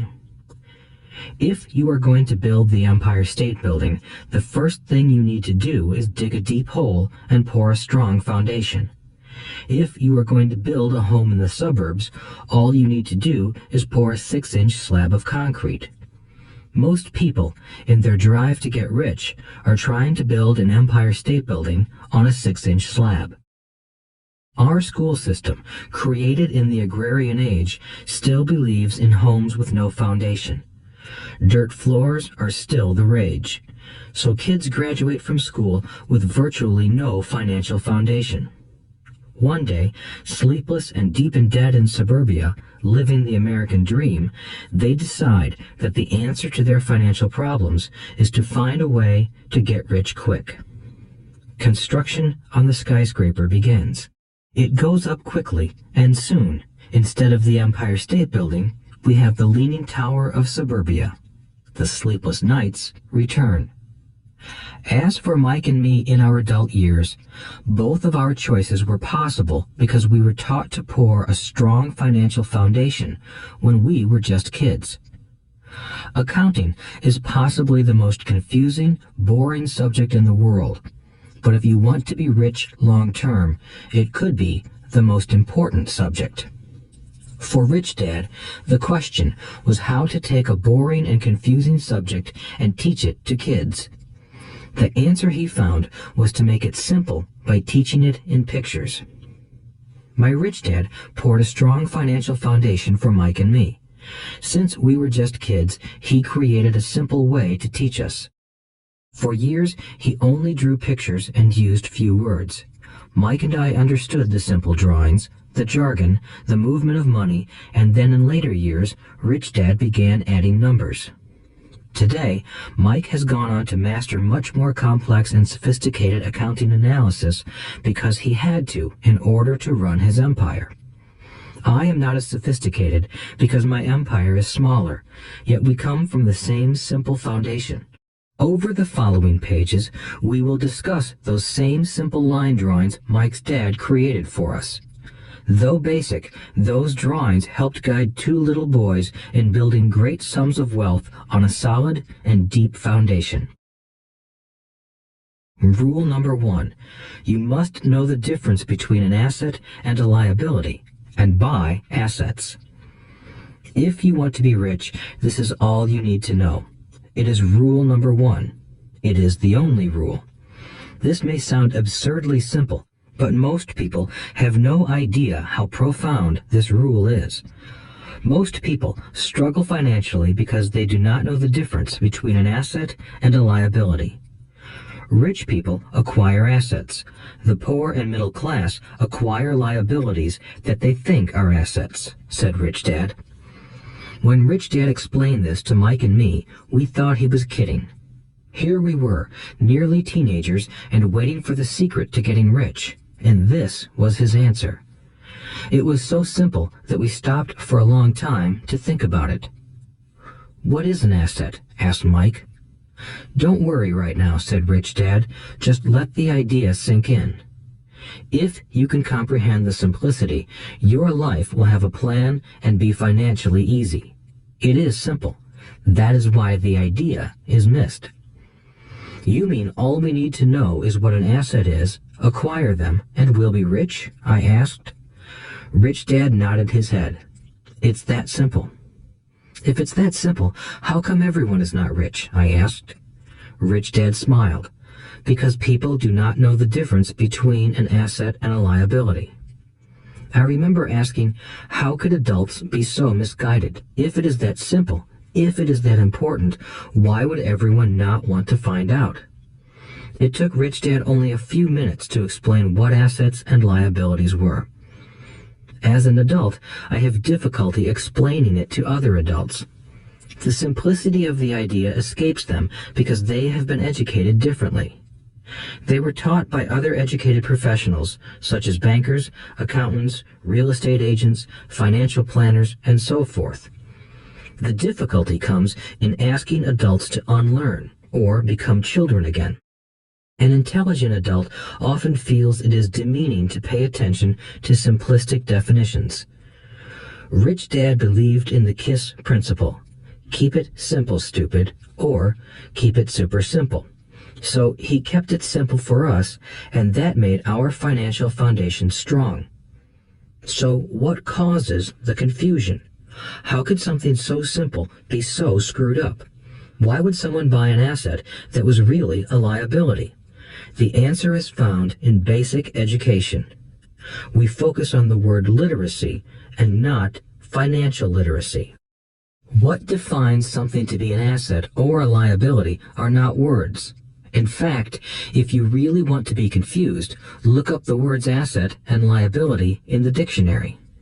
I know the definition may sound good to a trained accountant, but for the average person, it makes no sense.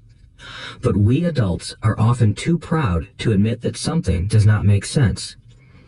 To us young boys, Rich Dad said, "What defines an asset are not words, but numbers. And if you can't read the numbers, you can't tell an asset from a hole in the ground." In accounting, Rich Dad would say, it's not the numbers, but what the numbers are telling you. It's just like words. It's not the words, but the story the words are telling you. If you want to be rich, you've got to read and understand numbers. If I heard that once, I heard it 1,000 times from my rich dad. And I also heard the rich acquire assets and the poor and middle class acquire liabilities. Here's how to tell the difference between an asset and a liability. Most accountants and financial professionals do not agree with the definitions, but these simple drawings were the start of strong financial foundations for two young boys. An asset is something that puts money in my pocket. A liability is something that takes money out of my pocket. This is really all you need to know. If you want to be rich, simply spend your life buying assets. If you want to be poor or middle class, spend your life buying liabilities. Illiteracy, both in words and numbers, is the foundation of financial struggle. If people are having difficulties financially, there is something that they don't understand, either in words or numbers. The rich are rich because they are more literate in different areas than people who struggle financially. So if you want to be rich and maintain your wealth, it's important to be financially literate in words as well as numbers. Numbers alone mean little, just as words out of context mean little. It's the story that counts. In financial reporting, reading numbers is looking for the plot, the story of where the cash is flowing. In 80% of most families, the financial story paints a picture of hard work to get ahead. However, this effort is for naught because they spend their lives buying liabilities instead of assets. Everyone has living expenses, the need for food, shelter, and clothing. It is the cash flow that tells the story of how a person handles their money. The reason I started with the story of the richest men in America is to illustrate the flaw in believing that money will solve all problems. That is why I cringe whenever I hear people ask me how to get rich quicker or where they should start. I often hear, "I'm in debt, so I need to make more money." But more money will often not solve the problem. In fact, it may compound the problem. Money often makes obvious our tragic human flaws, putting a spotlight on what we don't know.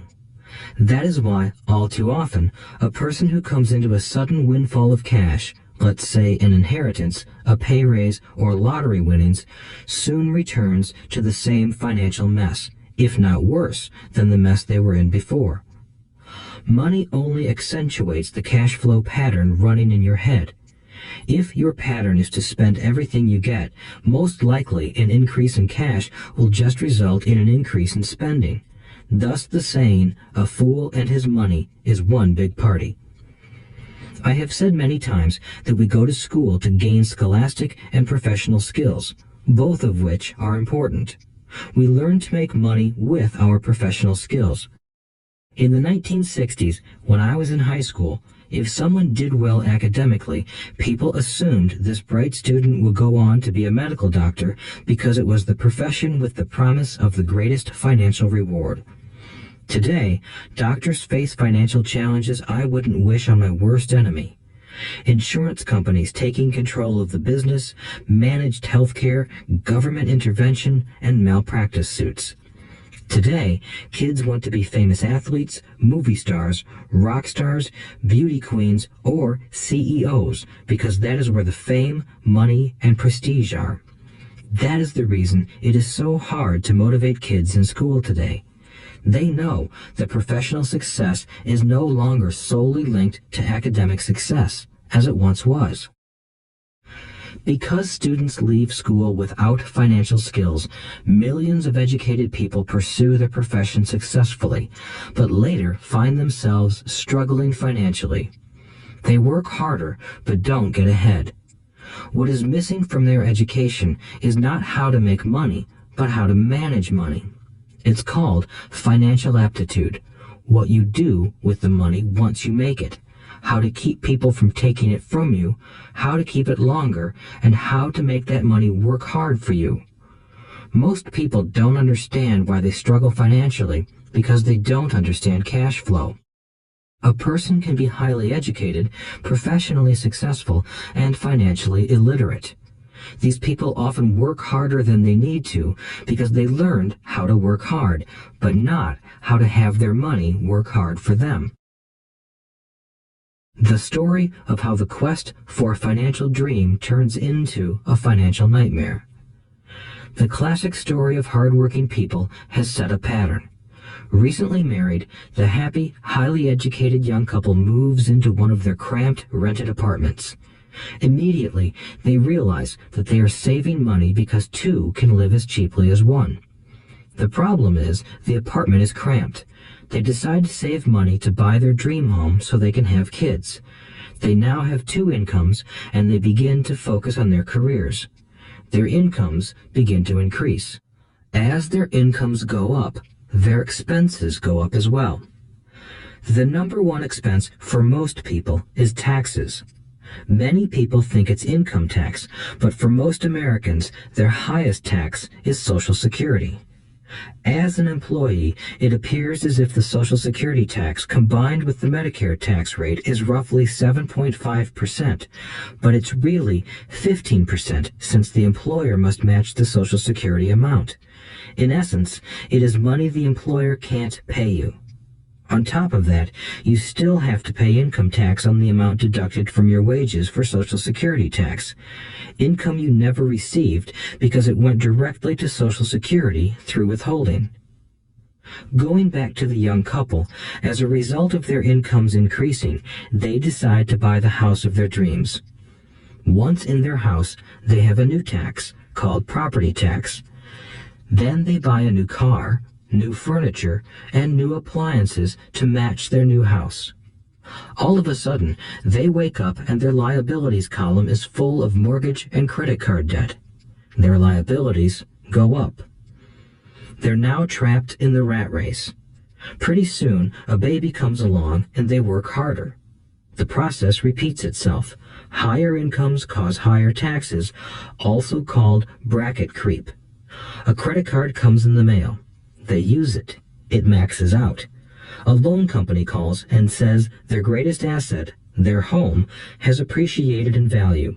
Because their credit is so good, the company offers a bill consolidation loan and tells them the intelligent thing to do is clear off the high-interest consumer debt by paying off their credit card. And besides, interest on their home is a tax deduction. They go for it and pay off those high-interest credit cards. They breathe a sigh of relief. Their credit cards are paid off. They've now folded their consumer debt into their home mortgage. Their payments go down because they extend their debt over 30 years. It is the smart thing to do. Their neighbor calls to invite them to go shopping. The Memorial Day sale is on. They promise themselves they'll just window shop, but they take a credit card, just in case. I run into this young couple all the time. Their names change, but their financial dilemma is the same. They come to one of my talks to hear what I have to say. They ask me, "Can you tell us how to make more money?" They don't understand that their trouble is really how they choose to spend the money they do have. It is caused by financial illiteracy and not understanding the difference between an asset and a liability. More money seldom solves someone's money problems. Intelligence solves problems. There is a saying a friend of mine says over and over to people in debt. If you find you have dug yourself into a hole, stop digging. As a child, my dad often told us that the Japanese were aware of 3 powers: the power of the sword, the jewel, and the mirror. The sword symbolizes the power of weapons. America has spent trillions of dollars on weapons, and because of this is a powerful military presence in the world. The jewel symbolizes the power of money. There is some degree of truth to the saying, "Remember the golden rule. He who has the gold makes the rules." The mirror symbolizes the power of self-knowledge. This self-knowledge, according to Japanese legend, was the most treasured of the 3. All too often, the poor and middle class allow the power of money to control them. By simply getting up and working harder, failing to ask themselves if what they do makes sense, they shoot themselves in the foot as they leave for work every morning. By not fully understanding money, the vast majority of people allow its awesome power to control them. If they used the power of the mirror, they would have asked themselves, "Does this make sense?" All too often, instead of trusting their inner wisdom, that genius inside, most people follow the crowd. They do things because everybody else does them. They conform rather than question. Often, they mindlessly repeat what they have been told. Diversify. Your home is an asset. Your home is your biggest investment. You get a tax break for going into greater debt. Get a safe job. Don't make mistakes. Don't take risks. It is said that the fear of public speaking is a fear greater than death for most people. According to psychiatrists, the fear of public speaking is caused by the fear of ostracism, the fear of standing out, the fear of criticism, the fear of ridicule, and the fear of being an outcast. The fear of being different prevents most people from seeking new ways to solve their problems. That is why my educated dad said the Japanese valued the power of the mirror the most, for it is only when we look into it that we find truth. Fear is the main reason that people say, "Play it safe." That goes for anything, be it sports, relationships, careers, or money. It is that same fear, the fear of ostracism, that causes people to conform to, and not question, commonly accepted opinions or popular trends. Your home is an asset. Get a bill consolidation loan and get out of debt. Work harder. It's a promotion. Someday I'll be a vice president. Save money. When I get a raise, I'll buy us a bigger house. Mutual funds are safe. Many financial problems are caused by trying to keep up with the Joneses. Occasionally, we all need to look in the mirror and be true to our inner wisdom rather than our fears. By the time Mike and I were 16 years old, we began to have problems in school. We were not bad kids. We just began to separate from the crowd. We worked for Mike's dad after school and on weekends. Mike and I often spent hours after work just sitting at a table with his dad while he held meetings with his bankers, attorneys, accountants, brokers, investors, managers, and employees. Here was a man who had left school at 13, who was now directing, instructing, ordering, and asking questions of educated people. They came at his beck and call and cringed when he didn't approve of them. Here was a man who had not gone along with the crowd. He was a man who did his own thinking and detested the words, "We have to do it this way because that's the way everyone else does it." He also hated the word "can't." If you wanted him to do something, just say, "I don't think you can do it." Mike and I learned more sitting in on his meetings than we did in all our years of school, college included. Mike's dad was not book smart, but he was financially educated and successful as a result. He told us over and over again, an intelligent person hires people who are more intelligent than he is. So Mike and I had the benefit of spending hours listening to and learning from intelligent people. But because of this, Mike and I couldn't go along with the standard dogma our teachers preached, and that caused problems. Whenever the teacher said, "If you don't get good grades, you won't do well in the real world," Mike and I just raised our eyebrows. When we were told to follow set procedures and not deviate from the rules, we could see how school discouraged creativity. We started to understand why our rich dad told us that schools were designed to produce good employees instead of employers. Occasionally, Mike or I would ask our teachers how what we studied was applicable to the real world, or why we never studied money and how it worked. To the latter question, we often got the answer that money was not important, that if we excelled in our education, the money would follow. The more we knew about the power of money, the more distant we grew from the teachers and our classmates. My highly educated dad never pressured me about my grades, but we did begin to argue about money. By the time I was 16, I probably had a far better foundation with money than both my parents. I could keep books, I listened to tax accountants, corporate attorneys, bankers, real estate brokers, investors, and so forth. By contrast, my dad talked to other teachers. One day, my dad told me that our home was his greatest investment. A not too pleasant argument took place when I showed him why I thought a house was not a good investment. I showed him the ancillary expenses that went along with owning the home. A bigger home meant bigger expenses, and the cash flow kept going out through the expense column. Today, people still challenge me on the idea of a house not being an asset. I know that for many people, it is their dream as well as their largest investment. And owning your own home is better than nothing. I simply offer an alternative way of looking at this popular dogma. If my wife and I were to buy a bigger, flashier house, we realize it wouldn't be an asset. It would be a liability since it would take money out of our pocket.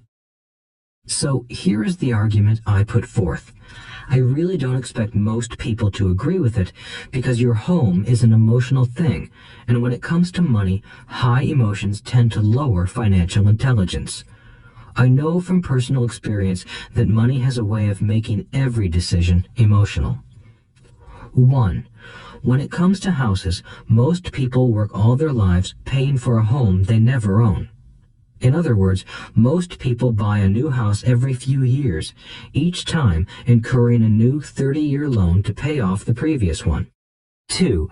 Even though people receive a tax deduction for interest on mortgage payments, they pay for all their other expenses with after-tax dollars, even after they pay off their mortgage. 3. My wife's parents were shocked when the property taxes on their home increased to $1,000 a month. This was after they had retired, so the increase put a strain on their retirement budget and they felt forced to move. 4. Houses do not always go up in value. I have friends who owe $1 million for a home that today would sell for far less. 5. The greatest losses of all are those from missed opportunities. If all your money is tied up in your house, you may be forced to work harder because your money continues blowing out of the expense column instead of adding to the asset column, the classic middle-class cash flow pattern. If a young couple would put more money into their asset column early on, their later years would be easier. Their assets would have grown and would be available to help cover expenses. All too often, a house only serves as a vehicle for incurring a home equity loan to pay for mounting expenses. In summary, the end result in making a decision to own a house that is too expensive in lieu of starting an investment portfolio impacts an individual in at least the following 3 ways. 1. Loss of time during which other assets could have grown in value. 2. Loss of additional capital which could have been invested instead of paying for high maintenance expenses related directly to the home. 3. Loss of education. Too often, people count their house and savings and retirement plans as all they have in their asset column. Because they have no money to invest, they simply don't invest. This costs them investment experience. Most never become what the investment world calls a sophisticated investor. And the best investments are usually first sold to sophisticated investors, who then turn around and sell them to the people playing it safe. I am not saying don't buy a house. What I'm saying is that you should understand the difference between an asset and a liability. When I want a bigger house, I first buy assets that will generate the cash flow to pay for the house. My educated dad's personal financial statement best demonstrates the life of someone caught in the rat race. His expenses match his income, never allowing him enough left over to invest in assets. As a result, his liabilities are larger than his assets. Why the rich get richer. A review of my rich dad's financial statement shows why the rich get richer. The asset column generates more than enough income to cover expenses, with the balance reinvested into the asset column. The asset column continues to grow, and therefore, the income it produces grows with it. The result is that the rich get richer. Why the middle class struggle? The middle class finds itself in a constant state of financial struggle. Their primary income is through their salary. As their wages increase, so do their taxes. Their expenses tend to increase in proportion to their salary increase, hence the phrase, the rat race. They treat their home as their primary asset instead of investing in income-producing assets. This pattern of treating your home as an investment and the philosophy that a pay raise means you can buy a larger home or spend more is the foundation of today's debt-ridden society. Increased spending throws families into greater debt and into more financial uncertainty, even though they may be advancing in their jobs and receiving raises on a regular basis. This is high-risk living caused by weak financial education. The massive loss of jobs in recent times proves how shaky the middle class really is financially. Company pension plans are being replaced by 401k plans. Social Security is obviously in trouble and can't be relied upon as a source for retirement. Panic has set in for the middle class. Today, mutual funds are popular because they supposedly represent safety. Average mutual fund buyers are too busy working to pay taxes and mortgages, save for their children's college, and pay off credit cards. They do not have time to study investing, so they rely on the expertise of the manager of a mutual fund. Also, because the mutual fund includes many different types of investments, they feel their money is safer because it is diversified. This educated middle class subscribes to the dogma put out by mutual fund brokers and financial planners. Play it safe, avoid risk. The real tragedy is that the lack of early financial education is what creates the risk faced by average middle class people. The reason they have to play it safe is because their financial positions are tenuous at best. Their balance sheets are not balanced. Instead, they are loaded with liabilities and have no real assets that generate income. Typically, their only source of income is their paycheck. Their livelihood becomes entirely dependent on their employer. So when genuine deals of a lifetime come along, these people can't take advantage of them because they are working so hard, are taxed to the max, and are loaded with debt. As I said at the start of this section, the most important rule is to know the difference between an asset and a liability. Once you understand the difference, concentrate your efforts on buying income-generating assets. That's the best way to get started on a path to becoming rich. Keep doing that, and your asset column will grow. Keep liabilities and expenses down so more money is available to continue pouring into the asset column. Soon, the asset base will be so deep that you can afford to look at more speculative investments. Investments that may have returns of 100% to infinity. $5,000 investments that are soon turned into $1 million or more. Investments that the middle class calls too risky. The investment is not risky for the financially literate. As an employee who is also a homeowner, your working efforts are generally as follows. 1. You work for the company. Employees make their business owner or the shareholders rich, not themselves. Your efforts and success will help provide for the owner's success and retirement. 2. You work for the government. The government takes its share from your paycheck before you even see it. By working harder, you simply increase the amount of taxes taken by the government. Most people work from January to May just for the government. 3. You work for the bank. After taxes, your next largest expense is usually your mortgage and credit card debt.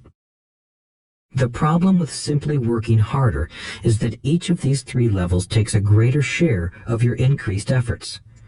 You need to learn how to have your increased efforts benefit you and your family directly.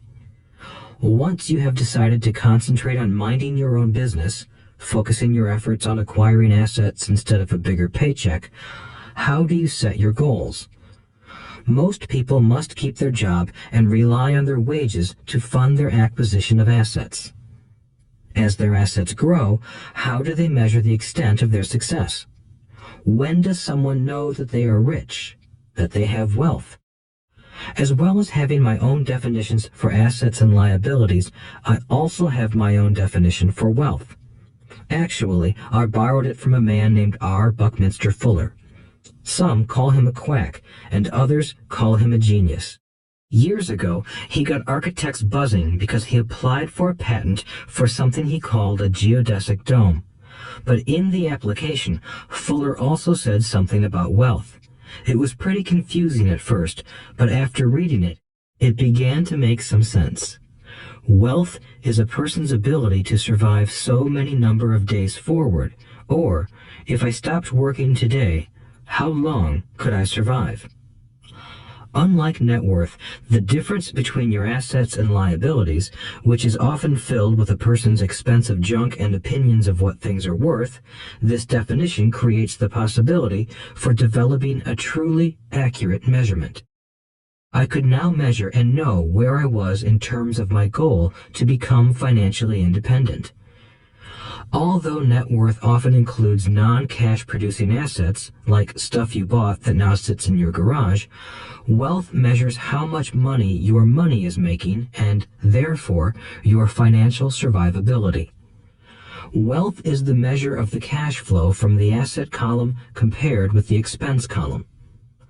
Let's use an example. Let's say I have cash flow from my asset column of $1,000 a month, and I have monthly expenses of $2,000 a month. What is my wealth? Let's go back to Buckminster Fuller's definition. Using his definition, how many days forward can I survive? Assuming a 30-day month, I have enough cash flow for half a month. When I achieve $2,000 a month cash flow from my assets, then I will be wealthy. So, while I'm not yet rich, I am wealthy.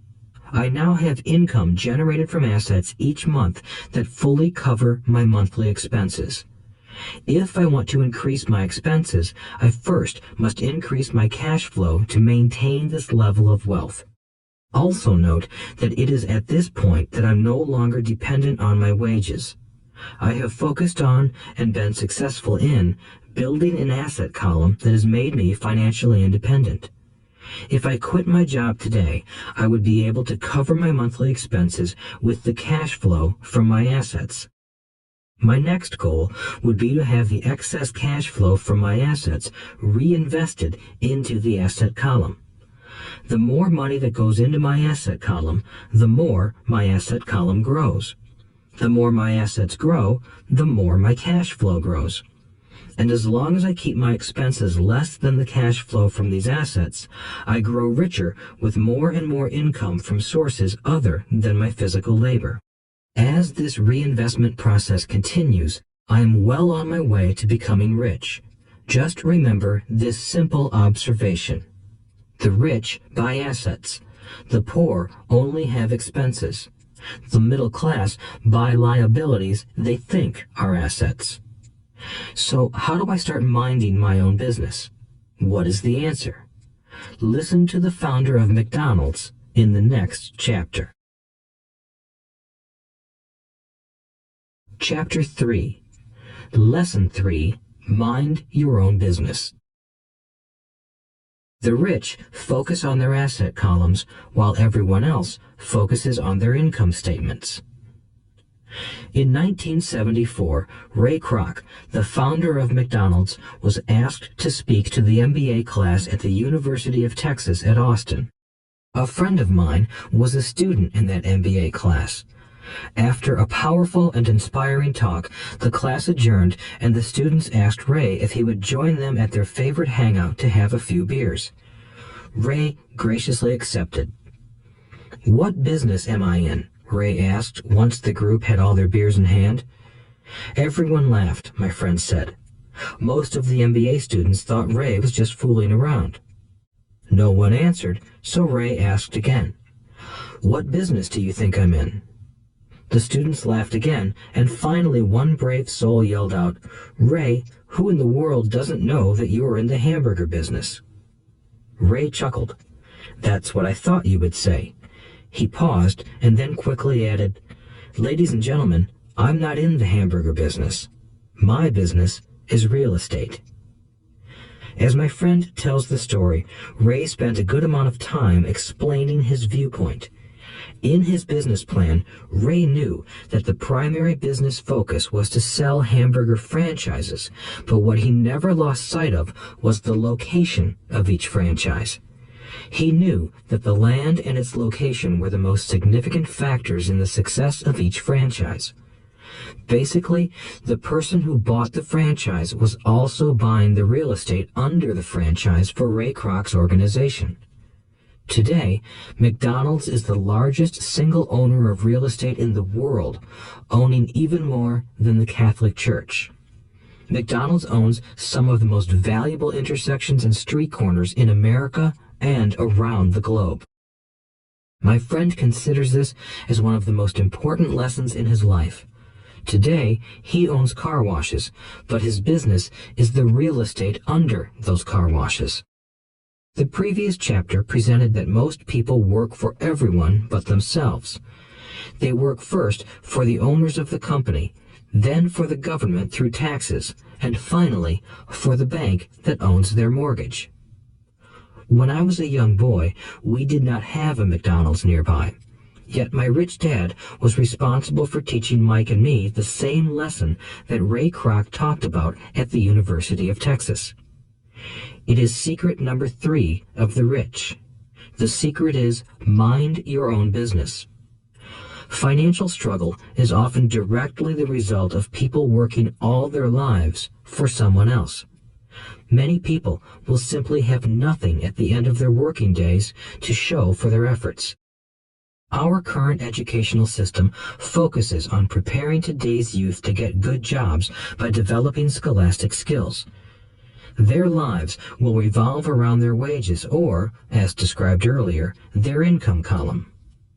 Many will study further to become engineers, scientists, cooks, police officers, artists, writers, and so on. These professional skills allow them to enter the workforce and work for money. But there is a big difference between your profession and your business. Often I ask people, "What is your business?" And they will say, "Oh, I'm a banker." Then I ask them if they own the bank, and they usually respond, "No, I work there."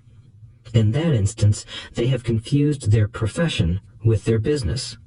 Their profession may be a banker, but they still need their own business. A problem with school is that you often become what you study. So if you study cooking, you become a chef. If you study the law, you become an attorney. And a study of auto mechanics makes you a mechanic. The mistake in becoming what you study is that too many people forget to mind their own business. They spend their lives minding someone else's business and making that person rich. To become financially secure, a person needs to mind their own business. Your business revolves around your asset column, not your income column. As stated earlier, the number one rule is to know the difference between an asset and a liability and to buy assets. The rich focus on their asset columns, while everyone else focuses on their income statements. That is why we hear so often, "I need a raise. If only I had a promotion. I am going back to school to get more training so I can get a better job. I am going to work overtime. Maybe I can get a second job." In some circles, these are sensible ideas, but you are still not minding your own business. These ideas all still focus on the income column and will only help a person become more financially secure if the additional money is used to purchase income-generating assets. The primary reason the majority of the poor and middle class are fiscally conservative, which means I can't afford to take risks, is that they have no financial foundation. They have to cling to their jobs and play it safe. When downsizing became the in thing to do, millions of workers found out their largest so-called asset, their home, was eating them alive. Their asset was costing them money every month. Their car, another asset, was eating them alive. The golf clubs in the garage that cost $1,000 were not worth $1,000 anymore. Without job security, they had nothing to fall back on. What they thought were assets could not help them survive in a time of financial crisis. I assume most of us have filled out a credit application to buy a house or a car. It's always interesting to look at the net worth section because of what accepted banking and accounting practices allow a person to count as assets. One day when I wanted a loan, my financial position did not look too good. So I added my new golf clubs, my art collection, books, electronics, Armani suits, wristwatches, shoes, and other personal effects to boost the number in the asset column. But I was turned down because I had too much investment real estate. The loan committee didn't like that I made so much money from rent. They wanted to know why I did not have a normal job with a salary. They did not question the Armani suits, golf clubs, or art collection. Life is sometimes tough when you do not fit the standard profile. I cringe every time I hear someone say to me that their net worth is $1 million or $100,000 or whatever. One of the main reasons net worth is not accurate is simply because the moment you begin selling your assets, you are taxed for any gains. So many people have put themselves in deep financial trouble when they run short of income. To raise cash, they sell their assets, but their personal assets can generally be sold for only a fraction of the value that is listed on their personal balance sheet. Or, if there is a gain on the sale of the assets, they are taxed on the gain. So again, the government takes its share, thus reducing the amount available to help them out of debt. That is why I say someone's net worth is often worth less than they think. Start minding your own business. Keep your daytime job, but start buying real assets, not liabilities or personal effects that have no real value once you get them home. A new car loses nearly 25% of the price you pay for it the moment you drive it off the lot. It is not a true asset even if your banker lets you list it as one. My $400 new titanium driver was worth $150 the moment I teed off. Keep expenses low, reduce liabilities, and diligently build a base of solid assets. For young people who have not yet left home, it is important for parents to teach them the difference between an asset and a liability. Get them to start building a solid asset column before they leave home, get married, buy a house, have kids, and get stuck in a risky financial position, clinging to a job and buying everything on credit. I see so many young couples who get married and trap themselves into a lifestyle that will not let them get out of debt for most of their working years. For many people, just as the last child leaves home, the parents realize they have not adequately prepared for retirement and they begin to scramble to put some money away. Then their own parents become ill and they find themselves with new responsibilities. So what kind of assets am I suggesting that you or your children acquire? In my world, real assets fall into the following categories. Businesses that do not require my presence. I own them, but they are managed or run by other people. If I have to work there, it's not a business. It becomes my job. Stocks, bonds, income-generating real estate, notes, IOUs, royalties from intellectual property such as music, scripts, and patents. Anything else that has value, produces income, or appreciates, and has a ready market. As a young boy, my educated dad encouraged me to find a safe job, but my rich dad encouraged me to begin acquiring assets that I loved. If you don't love it, you won't take care of it. I collect real estate simply because I love buildings and land. I love shopping for them, and I could look at them all day long. When problems arise, the problems aren't so bad that it changes my love for real estate. For people who hate real estate, they shouldn't buy it. I also love stocks of small companies, especially startups, because I am an entrepreneur, not a corporate person. In my early years, I worked in large organizations such as Standard Oil of California, the U.S. Marine Corps, and Xerox Corporation. I enjoyed my time with those organizations and have fond memories, but I know deep down I am not a company man. I like starting companies, not running them. So my stock buys are usually of small companies. Sometimes I even start the company and take it public. Fortunes are made in new stock issues, and I love the game. Many people are afraid of small cap companies and call them risky, and they are. But that risk is diminished if you love what the investment is, understand it, and know the game. With small companies, my investment strategy is to be out of the stock in a year. On the other hand, my real estate strategy is to start small and keep trading up for bigger properties, and, therefore, delay paying taxes on the gain. This allows the value to increase dramatically. I generally hold real estate less than 7 years. For years, even while I was with the Marine Corps and Xerox, I did what my rich dad recommended. I kept my day job, but I still minded my own business.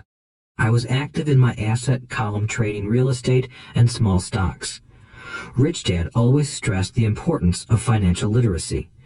The better I was at understanding the accounting and cash management, the better I would be at analyzing investments and eventually starting and building my own company. I don't encourage anyone to start a company unless they really want to.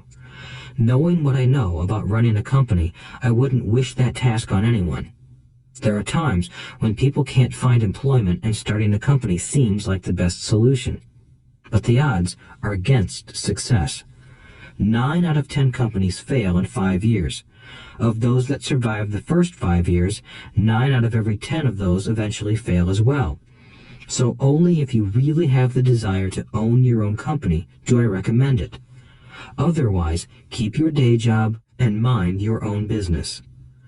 When I say mind your own business, I mean to build and keep your asset column strong. Once a dollar goes into it, never let it come out. Think of it this way. Once a dollar goes into your asset column, it becomes your employee. The best thing about money is that it works 24 hours a day and can work for generations. Keep your day job, be a great hard-working employee, but keep building that asset column. As your cash flow grows, you can indulge in some luxuries. An important distinction is that rich people buy luxuries last, while the poor and middle class tend to buy luxuries first. The poor and the middle class often buy luxury items like big houses, diamonds, furs, jewelry, or boats because they want to look rich. They look rich, but in reality they just get deeper in debt on credit. The old money people, the long-term rich, build their asset column first. Then the income generated from the asset column buys their luxuries. The poor and middle class buy luxuries with their own sweat, blood, and children's inheritance. A true luxury is a reward for investing in and developing a real asset. For example, when my wife Kim and I had extra money coming from our apartment houses, she went out and bought her Mercedes. It didn't take any extra work or risk on her part because the apartment house bought the car. She did, however, have to wait 4 years while the real estate investment portfolio grew and began generating enough extra cash flow to pay for the car. But the luxury, the Mercedes, was a true reward because she proved she knew how to grow her asset column. That car now means a lot more to her than simply another pretty car. It means she used her financial intelligence to afford it. Instead, most people impulsively go out and buy a new car or some other luxury on credit. They may feel bored and just want a new toy. Buying a luxury on credit often causes a person to eventually resent that luxury because the debt becomes a financial burden. After you've taken the time and invested in and built your own business, you are now ready to learn the biggest secret of the rich, the secret that puts the rich way ahead of the pack. Chapter 4. Lesson 4. The History of Taxes and the Power of Corporations. My rich dad just played the game smart, and he did it through corporations, the biggest secret of the rich. I remember in school being told the story of Robin Hood and his merry men. My teacher thought it was a wonderful story of a romantic hero who robbed from the rich and gave to the poor. My rich dad did not see Robin Hood as a hero. He called Robin Hood a crook. Robin Hood may be long gone, but his followers live on. I often still hear people say, "Why don't the rich pay for it?" or "The rich should pay more in taxes and give it to the poor." It is this Robin Hood fantasy, or taking from the rich to give to the poor, that has caused the most pain for the poor and the middle class. The reason the middle class is so heavily taxed is because of the Robin Hood ideal. The reality is that the rich are not taxed. It's the middle class who pays for the poor, especially the educated, upper-income middle class. Again, to understand fully how things happen, we need to look at the history of taxes. Although my highly educated dad was an expert on the history of education, my rich dad fashioned himself an expert on the history of taxes. Rich Dad explained to Mike and me that originally in England and America, there were no taxes. Occasionally, there were temporary taxes levied in order to pay for wars. The king or the president would put the word out and ask everyone to chip in. Taxes were levied in Britain for the fight against Napoleon from 1799 to 1816, and in America to pay for the Civil War from 1861 to 1865. In 1874, England made income tax a permanent levy on its citizens. In 1913, an income tax became permanent in the United States with the adoption of the 16th Amendment to the U.S. Constitution. At one time, Americans were anti-tax. It had been the tax on tea that led to the famous Tea Party in Boston Harbor, an incident that helped ignite the Revolutionary War. It took approximately 50 years in both England and the United States to sell the idea of a regular income tax. What these historical dates fail to reveal is that both of these taxes were initially levied against only the rich. It was this point that Rich Dad wanted Mike and me to understand. He explained that the idea of taxes was made popular and accepted by the majority by telling the poor and the middle class that taxes were created only to punish the rich. This is how the masses voted for the law, and it became constitutionally legal. Although it was intended to punish the rich, in reality it wound up punishing the very people who voted for it, the poor and middle class. Once government got a taste of money, its appetite grew, said Rich Dad. Your dad and I are exactly opposite. He's a government bureaucrat, and I am a capitalist. We get paid, and our success is measured on opposite behaviors. He gets paid to spend money and hire people. The more he spends and the more people he hires, the larger his organization becomes. In the government, a large organization is a respected organization. On the other hand, within my organization, the fewer people I hire and the less money I spend, the more I am respected by my investors. That's why I don't like government people. They have different objectives than most business people. As the government grows, more and more tax dollars are needed to support it. My educated dad sincerely believed that government should help people. He loved John F. Kennedy and especially the idea of the Peace Corps. He loved the idea so much that both he and my mom worked for the Peace Corps, training volunteers to go to Malaysia, Thailand, and the Philippines. He always strived for additional grants and budget increases so he could hire more people, both in his job with the Education Department and in the Peace Corps. From the time I was about 10 years old, I would hear from my rich dad that government workers were a pack of lazy thieves, and from my poor dad, I would hear how the rich were greedy crooks who should be made to pay more taxes. Both sides had valid points. It was difficult to go to work for one of the biggest capitalists in town and come home to a father who was a prominent government leader. It was not easy to know which dad to believe. Yet, when you study the history of taxes, an interesting perspective emerges. As I said, the passage of taxes was only possible because the masses believed in the Robin Hood theory of economics. Take from the rich and give to everyone else. The problem was that the government's appetite for money was so great that taxes soon needed to be levied on the middle class, and from there it kept trickling down. However, the rich saw an opportunity because they don't play by the same set of rules. The rich knew about corporations, which became popular in the days of sailing ships. The rich created the corporation as a vehicle to limit their risk to the assets of each voyage. The rich put their money into a corporation to finance the voyage. The corporation would then hire a crew to sail to the New World to look for treasure. If the ship was lost, the crew lost their lives, but the loss to the rich would be limited only to the money they invested for that particular voyage. It is the knowledge of the legal corporate structure that really gives the rich a vast advantage over the poor and middle class. Having two fathers teaching me, one a socialist and the other a capitalist, I quickly began to realize that the philosophy of the capitalist made more financial sense to me. It seemed to me that the socialists ultimately penalized themselves due to their lack of financial education. No matter what the take from the rich crowd came up with, the rich always found a way to outsmart them. That is how taxes were eventually levied on the middle class. The rich outsmarted the intellectuals solely because they understood the power of money, a subject not taught in schools. How did the rich outsmart the intellectuals? Once the take from the rich tax was passed, cash started flowing into government coffers. Initially, people were happy.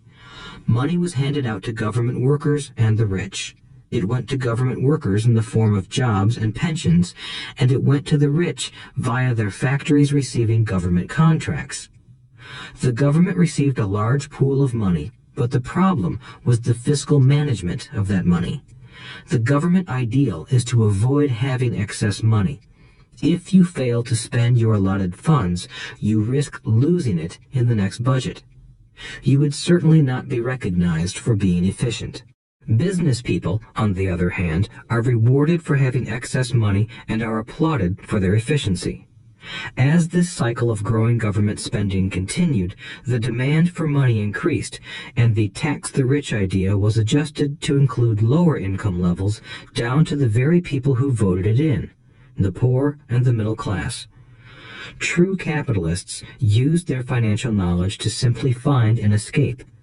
They headed back to the protection of a corporation. But what many people who have never formed a corporation don't know is that a corporation is not really a thing.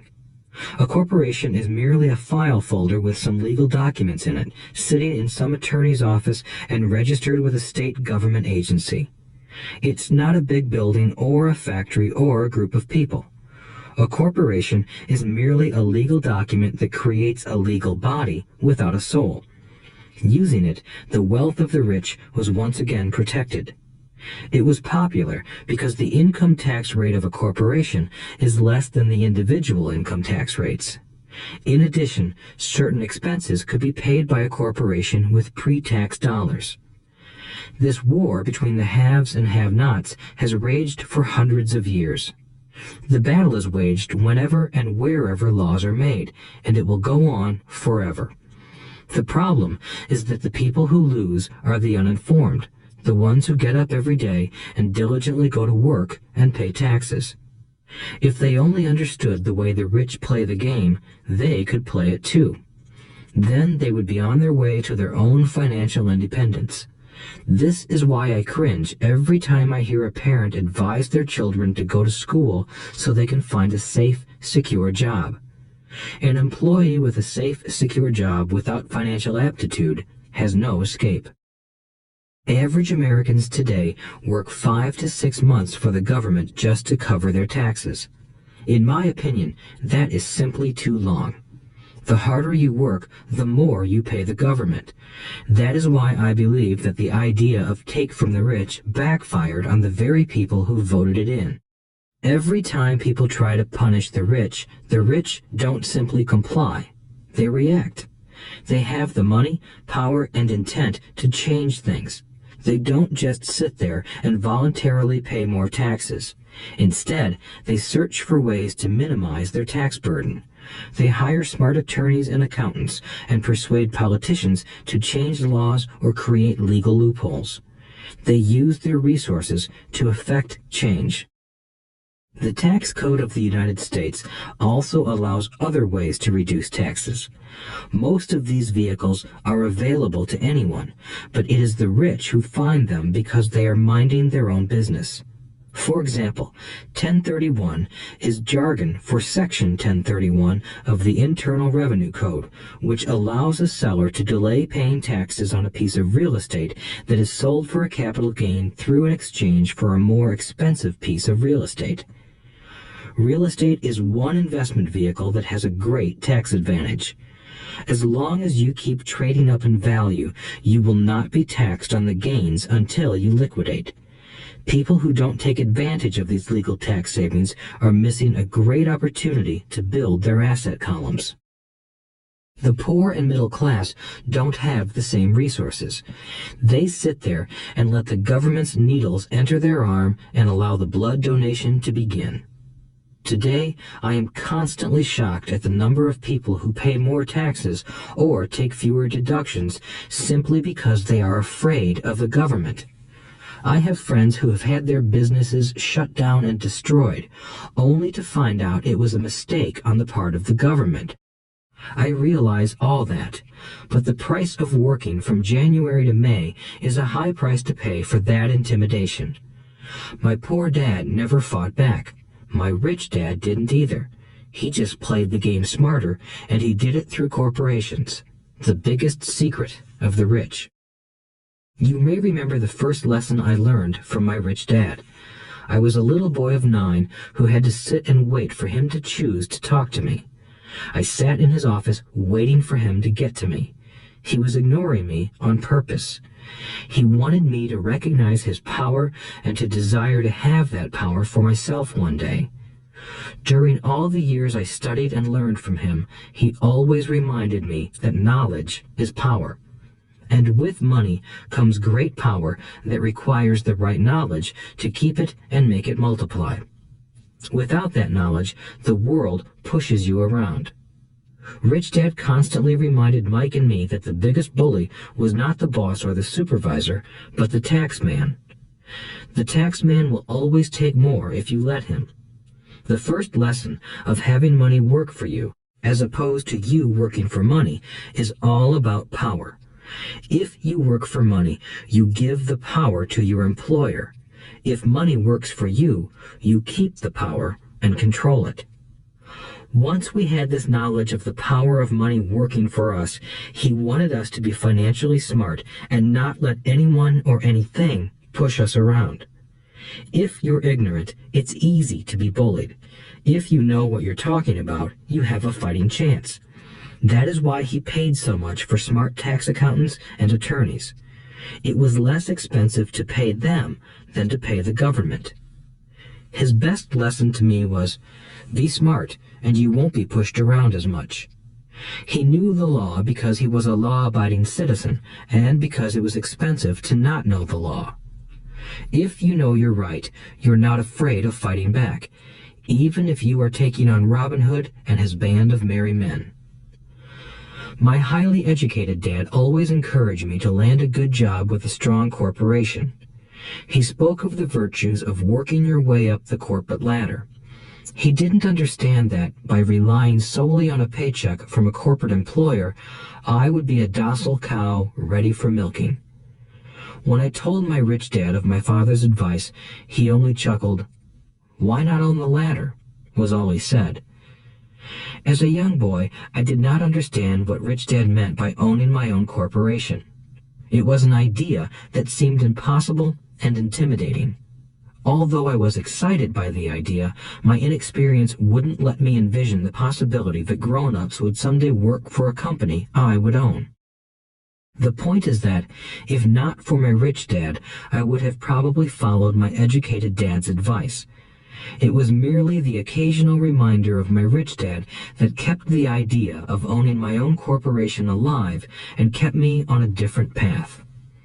By the time I was 15 or 16, I knew I wasn't going to continue down the path my educated dad recommended. I didn't know how I was going to do it, but I was determined not to head in the direction most of my classmates were heading. That decision changed my life.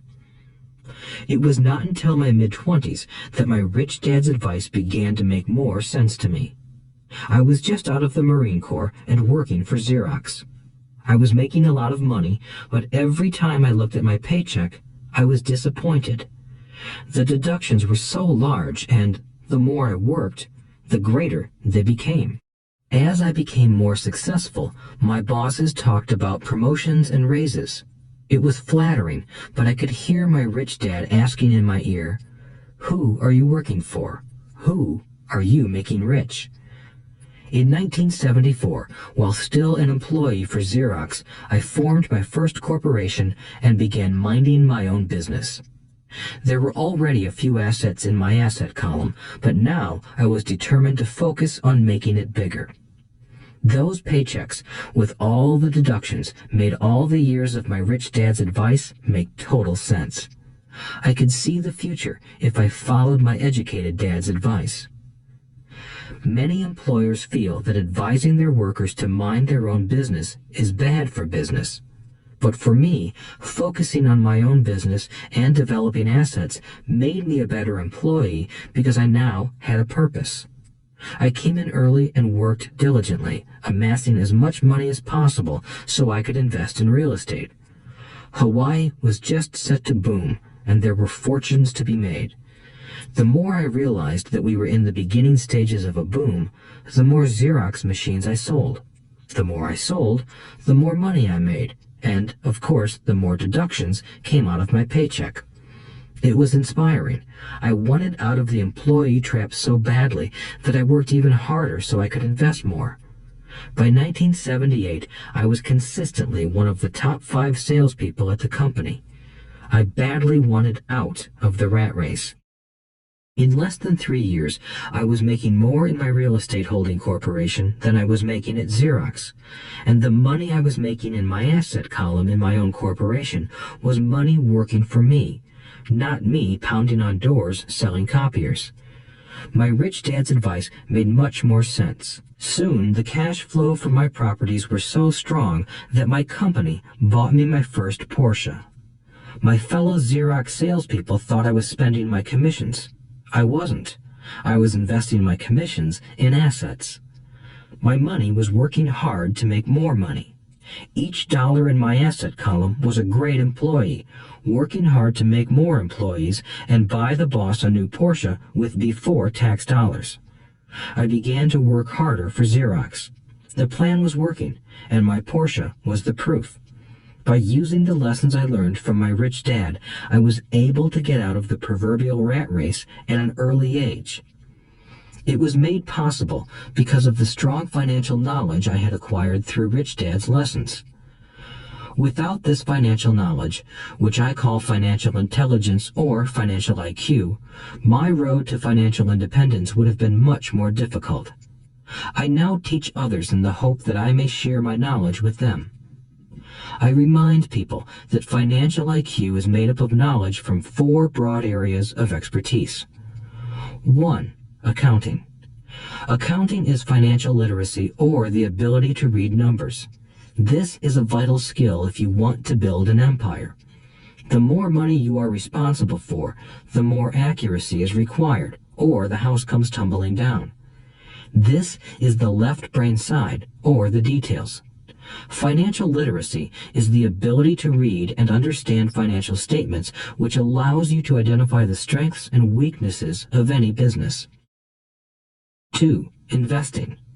Investing is the science of money making money. This involves strategies and formulas which use the creative right brain side. 3. Understanding markets. Understanding markets is the science of supply and demand. You need to know the technical aspects of the market, which are emotion-driven, in addition to the fundamental or economic aspects of an investment. Does an investment make sense or does it not make sense based on current market conditions? 4. The law. A corporation wrapped around the technical skills of accounting, investing, and markets can contribute to explosive growth. A person who understands the tax advantages and protections provided by a corporation can get rich so much faster than someone who is an employee or a small business sole proprietor. It's like the difference between someone walking and someone flying. The difference is profound when it comes to long-term wealth. Tax advantages. A corporation can do many things that an employee cannot, like pay expenses before paying taxes. That is a whole area of expertise that is very exciting. Employees earn and get taxed, and then try to live on what is left. A corporation earns, spends everything it can, and is taxed on anything that is left. It's one of the biggest legal tax loopholes that the rich use. They're easy to set up and are not expensive if you own investments that are producing good cash flow. For example, by owning your own corporation, your vacations can be board meetings in Hawaii. Car payments, insurance, repairs, and health club memberships are company expenses. Most restaurant meals are partial expenses, and on. But it's done legally with pre-tax dollars. Protection from lawsuits. We live in a litigious society. Everybody wants a piece of your action. The rich hide much of their wealth using vehicles such as corporations and trusts to protect their assets from creditors. When someone sues a wealthy individual, they are often met with layers of legal protection and often find that the wealthy person actually owns nothing. They control everything, but own nothing. The poor and middle class try to own everything and lose it to the government or to fellow citizens who like to sue the rich. They learned it from the Robin Hood story. Take from the rich and give it to the poor. It is not the purpose of this audiobook to go into the specifics of owning a corporation. But I will say that if you own any kind of legitimate assets, I would consider finding out more about the benefits and protection offered by a corporation as soon as possible. There are many books written on the subject that will detail the benefits and even walk you through the steps necessary to set up a corporation.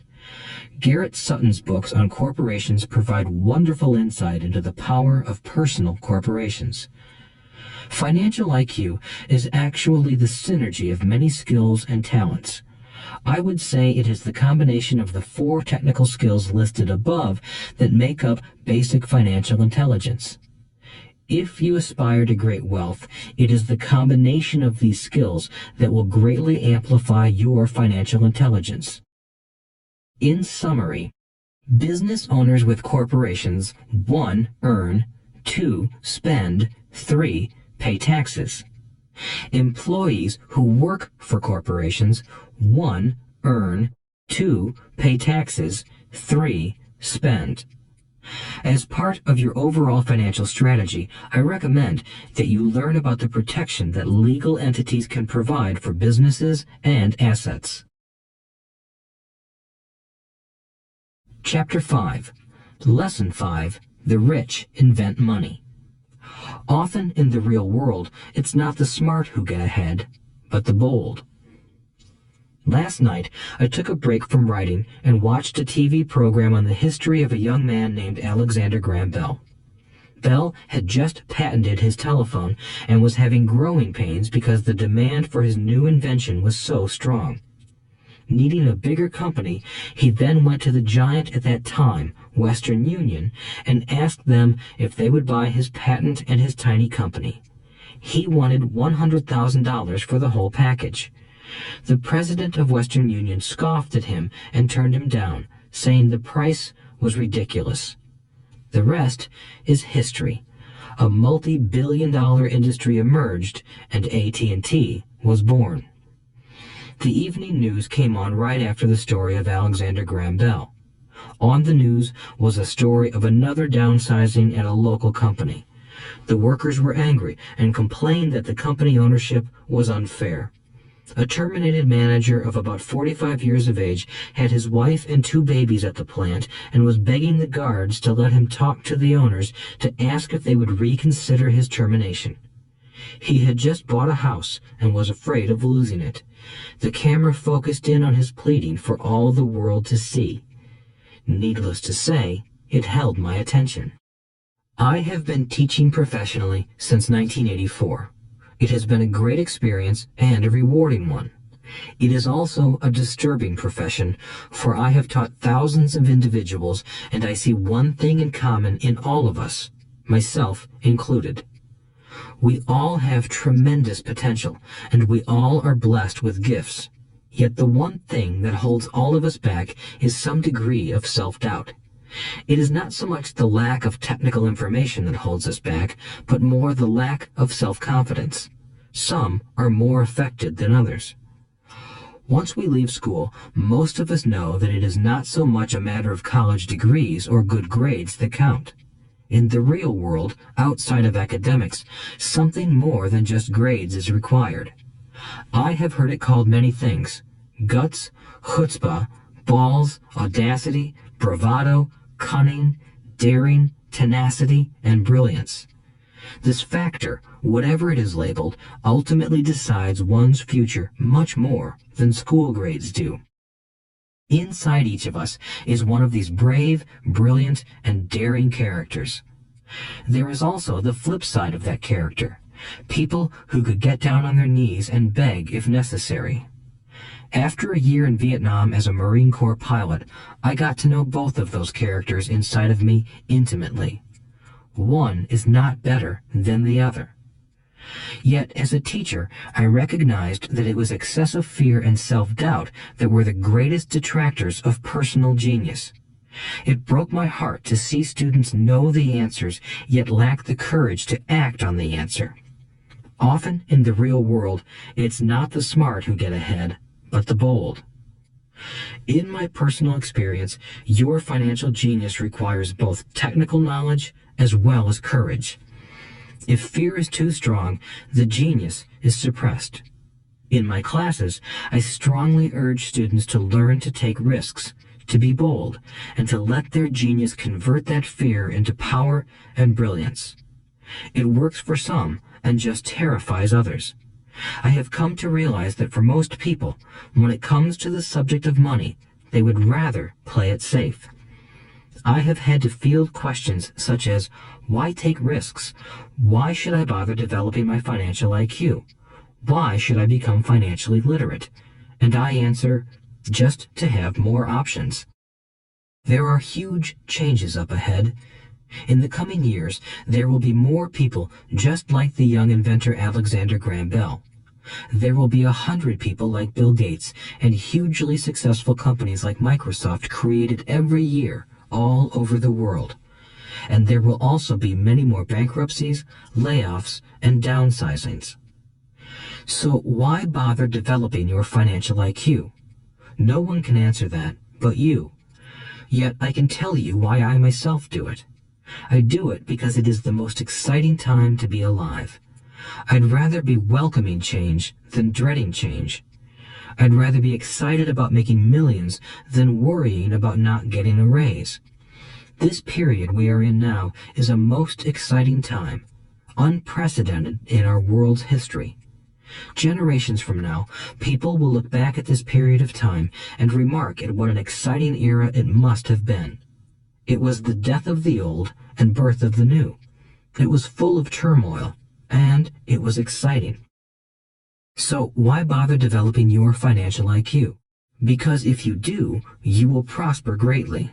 And if you don't, this period of time will be a frightening one. It will be a time of watching some people move boldly forward while others cling to worn-out life preservers. Land was wealth 300 years ago, so the person who owned the land owned the wealth. Later, wealth was in factories and production, and America rose to dominance. The industrialist owned the wealth. Today, wealth is in information, and the person who has the most timely information owns the wealth. The problem is that information flies around the world at the speed of light. The new wealth cannot be contained by boundaries and borders as land and factories were. The changes will be faster and more dramatic. There will be a dramatic increase in the number of new multimillionaires. There also will be those who are left behind. I find so many people struggling today, often working harder, simply because they cling to old ideas. They want things to be the way they were, and they resist change. I know people who are losing their jobs or their houses, and they blame technology or the economy or their boss. Sadly, they fail to realize that they might be the problem. Old ideas are their biggest liability. It is a liability simply because they fail to realize that while that idea or way of doing something was an asset yesterday, yesterday is gone. One afternoon, I was teaching how to invest using a board game I had invented, Cash Flow, as a teaching tool. A friend had brought someone along to attend the class. This friend of a friend was recently divorced, had been badly burned in the divorce settlement, and was now searching for some answers. Her friend thought the class might help. The game was designed to help people learn how money works. In playing the game, they learn about the interaction of the income statement with the balance sheet. They learn how cash flows between the two and how the road to wealth is through striving to increase your monthly cash flow from the asset column to the point that it exceeds your monthly expenses. Once you accomplish this, you are able to get out of the rat race and out onto the fast track. As I have said, some people hate the game, some love it, and others miss the point. This woman missed a valuable opportunity to learn something. In the opening round, she drew a doodad card with the boat on it. At first, she was happy. "Oh, I've got a boat." Then, as her friend tried to explain how the numbers worked on her income statement and balance sheet, she got frustrated because she had never liked math. The rest of her table waited while her friend continued explaining the relationship between the income statement, balance sheet, and monthly cash flow. Suddenly, when she realized how the numbers worked, it dawned on her that her boat was eating her alive. Later on in the game, she was also downsized and had a child. It was a horrible game for her. After the class, her friend came by and told me that she was upset. She had come to the class to learn about investing and did not like the idea that it took so long to play a silly game.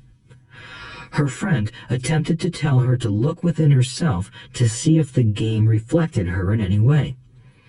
With that suggestion, the woman demanded her money back. She said that the very idea that a game could be a reflection of her was ridiculous.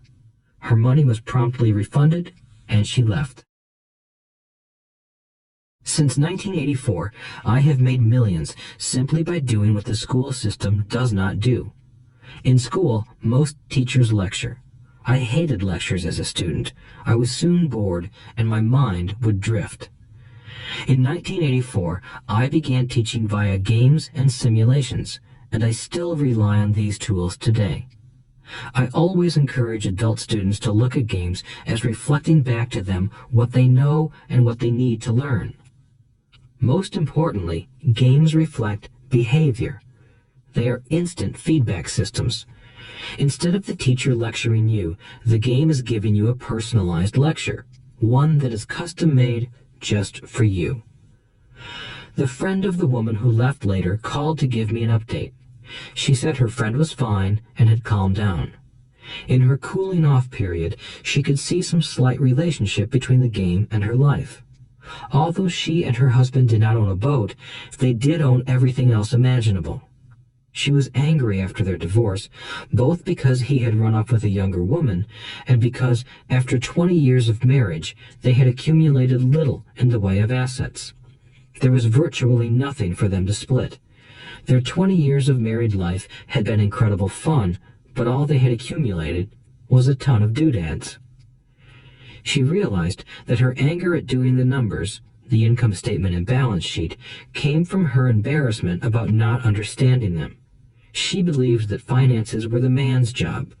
She maintained the house and did the entertaining, and he handled the finances. She was now quite certain that in the last 5 years of their marriage, he had hidden money from her. She was angry at herself for not being more aware of where the money was going, as well as for not knowing about the other woman. Just like a board game, the world is always providing us with instant feedback. We could learn a lot if we tuned in more. One day, not long ago, I complained to my wife that the cleaners must have shrunk my pants. My wife gently smiled and poked me in the stomach to inform me that the pants had not shrunk. Something else had expanded. Me. The cash flow game was designed to give every player personal feedback. Its purpose is to give you options. If you draw the boat card and it puts you into debt, the question is, now what can you do? How many different financial options can you come up with? That is the purpose of the game, to teach players to think and create new and various financial options. Thousands of people throughout the world have played this game. The players who get out of the rat race the quickest are the people who understand numbers and have creative financial minds. They recognize different financial options. Rich people are often creative and take calculated risks. People who take the longest are people who are not familiar with numbers and often do not understand the power of investing. Some people playing cash flow gain lots of money in the game, but they don't know what to do with it. Even though they have money, everyone else seems to be getting ahead of them. And that is true in real life. There are a lot of people who have a lot of money and do not get ahead financially. Limiting your options is the same as hanging on to old ideas. I have a friend from high school who now works at 3 jobs. Years ago, he was the richest of all my classmates. When the local sugar plantation closed, the company he worked for went down with the plantation. In his mind, he had but one option, and that was the old option: work hard. The problem was that he couldn't find an equivalent job that recognized his seniority from the old company. As a result, he is overqualified for the jobs he currently has. so his salary is lower. He now works 3 jobs to earn enough to survive. I have watched people playing cash flow complain that the right opportunity cards are not coming their way, so they sit there. I know people who do that in real life. They wait for the right opportunity. I have watched people get the right opportunity card and then not have enough money. Then they complain that they would have gotten out of the rat race if they had had more money. So they sit there. I know people in real life who do that also. They see all the great deals, but they have no money. And I have seen people pull a great opportunity card, read it out loud, and have no idea that it is a great opportunity. They have the money, the time is right, they have the card, but they can't see the opportunity staring them in the face. They fail to see how it fits into their financial plan for escaping the rat race. And I know more people like that than all the others combined. Most people have an opportunity of a lifetime flash right in front of them, and they fail to see it. A year later, they find out about it, after everyone else got rich. Financial intelligence is simply having more options.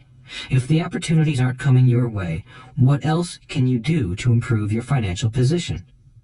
If an opportunity lands in your lap and you have no money and the bank won't talk to you, what else can you do to get the opportunity to work in your favor? If your hunch is wrong and what you've been counting on doesn't happen, how can you turn a lemon into millions? That is financial intelligence. It is not so much what happens, but how many different financial solutions you can think of to turn a lemon into millions. It is how creative you are in solving financial problems. Most people only know one solution: work hard, save, and borrow. So why would you want to increase your financial intelligence? Because you want to be the kind of person who creates your own luck. You take whatever happens and make it better. Few people realize that luck is created, just as money is. And if you want to be luckier and create money instead of working hard, then your financial intelligence is important. If you are the kind of person who is waiting for the right thing to happen, you might wait for a long time. It's like waiting for all the traffic lights to be green for 5 miles before you'll start your trip. As young boys, Mike and I were constantly told by my rich dad that money is not real. Rich Dad occasionally reminded us of how close we came to the secret of money on that first day we got together and began making money out of plaster of Paris. The poor and middle class work for money, he would say. The rich make money. The more real you think money is, the harder you will work for it. If you can grasp the idea that money is not real, you will grow richer faster. What is it? Was a question Mike and I often came back with. What is money if it is not real? What we agree it is, was all Rich Dad would say. The single most powerful asset we all have is our mind. If it is trained well, it can create enormous wealth seemingly instantaneously. An untrained mind can also create extreme poverty that can crush a family for generations. In the information age, money is increasing exponentially. A few individuals are getting ridiculously rich from nothing, just ideas and agreements. If you ask many people who trade stocks or other investments for a living, they see it done all the time. Often, millions can be made instantaneously from nothing. And by nothing, I mean no money was exchanged. It is done via agreement, a hand signal in a trading pit, a blip on a trader's screen in Lisbon from a trader's screen in Toronto and back to Lisbon, a call to my broker to buy and a moment later to sell. Money did not change hands. Agreements did. So why develop your financial genius? Only you can answer that. I can tell you why I have been developing this area of my intelligence. I do it because I want to make money fast. Not because I need to, but because I want to. It is a fascinating learning process. I develop my financial IQ because I want to participate in the fastest game and biggest game in the world. And, in my own small way, I would like to be part of this unprecedented evolution of humanity, the era where humans work purely with their minds and not with their bodies. Besides, it is where the action is. It is what is happening. It's hip, it's scary, and it's fun. That is why I invest in my financial intelligence, developing the most powerful asset I have. I want to be with people moving boldly forward. I do not want to be with those left behind. I will give you a simple example of creating money. In the early 1990s, the economy of Phoenix, Arizona was horrible. I was watching a TV show when a financial planner came on and began forecasting doom and gloom. His advice was to save money. Put $100 away every month, he said. In 40 years, you will be a multimillionaire. Well, putting money away every month is a sound idea. It is one option, the option most people subscribe to. The problem is this. It blinds the person to what is really going on. It causes them to miss major opportunities for much more significant growth of their money. The world is passing them by. As I said, the economy was terrible at that time. For investors, this is the perfect market condition. A chunk of my money was in the stock market and in apartment houses. I was short of cash. Because people were giving properties away, I was buying. I was not saving money. I was investing. Kim and I had more than $1 million in cash working in a market that was rising fast. It was the best opportunity to invest. The economy was terrible. I just could not pass up these small deals. Houses that were once $100,000 were now $75,000. But instead of shopping with local real estate agents, I began shopping at the bankruptcy attorney's office or the courthouse steps. In these shopping places, a $75,000 house could sometimes be bought for $20,000 or less. For $2,000, which was loaned to me from a friend for 90 days for $200, I gave an attorney a cashier's check as a down payment. While the acquisition was being processed, I ran an ad advertising a $75,000 house for only $60,000 and no money down. The phone rang hard and heavy. Prospective buyers were screened, and once the property was legally mine, all the prospective buyers were allowed to look at the house. It was a feeding frenzy. The house sold in a few minutes. I asked for a $2,500 processing fee, which they gladly handed over, and the escrow and title company took over from there. I returned the $2,000 to my friend with an additional $200. He was happy, the home buyer was happy, the attorney was happy, and I was happy. I had sold a house for $60,000 that cost me $20,000. The $40,000 was created from money in my asset column in the form of a promissory note from the buyer. Total working time, 5 hours. So, now that you are on your way to becoming more financially literate and skilled at reading numbers, I will tell you why this is an example of money being invented. During this depressed market, Kim and I were able to do 6 of these simple transactions in our spare time. While the bulk of our money was in larger properties and the stock market, we were able to create more than $190,000 in assets, notes at 10% interest, in those 6 buy, create, and sell transactions. That comes to approximately $19,000 a year income, much of it sheltered through our private corporation. Much of that $19,000 a year goes to pay for our company cars, gas, trips, insurance, dinners with clients, and other things.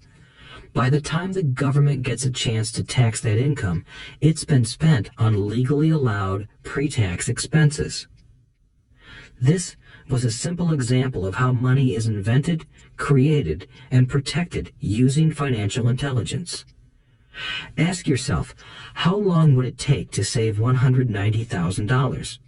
Would the bank pay you 10% interest on your money? And the promissory note is good for 30 years.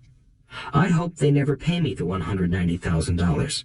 I have to pay a tax if they pay me the principal, and besides, $19,000 paid over 30 years is a little over $500,000 in income.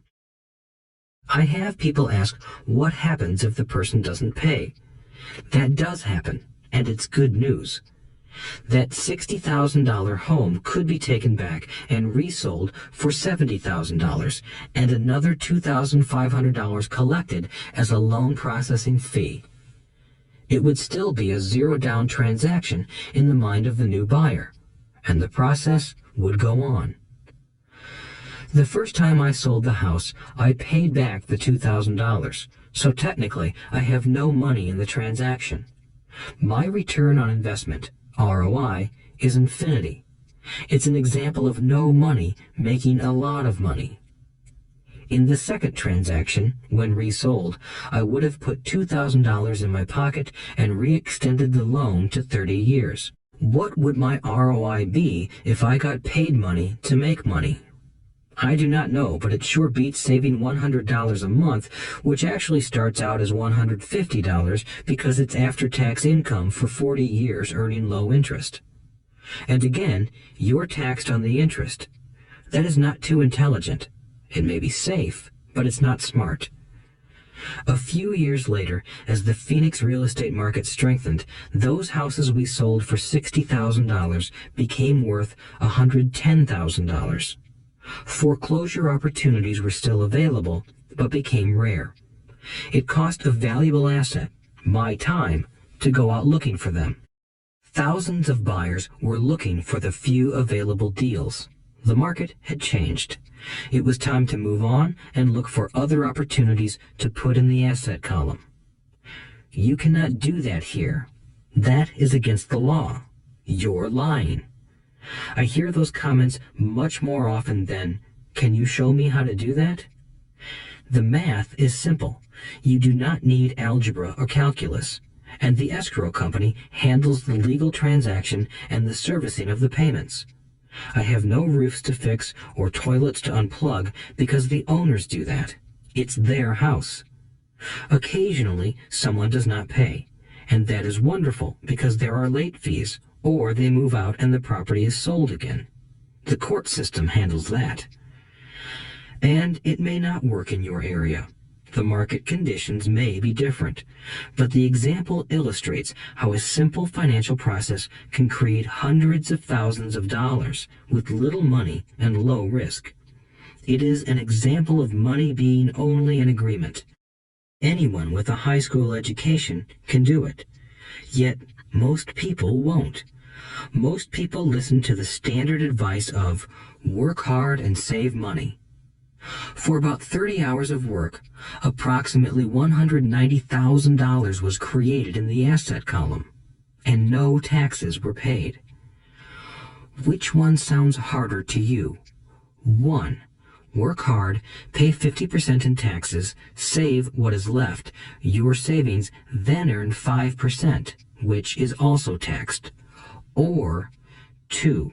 Take the time to develop your financial intelligence, harness the power of your brain and the asset column. If you use option number 1, be sure to factor in how much time it takes you to save $190,000. Time is one of your greatest assets. Now, you may understand why I silently shake my head when I hear parents say, "My child is doing well in school and receiving a good education." It may be good, but is it adequate? I know the above investment strategy is a small one. It is used to illustrate how small can grow into big. Again, my success reflects the importance of a strong financial foundation, which starts with a strong financial education. I have said it before, but it's worth repeating. Financial intelligence is made up of these 4 main technical skills.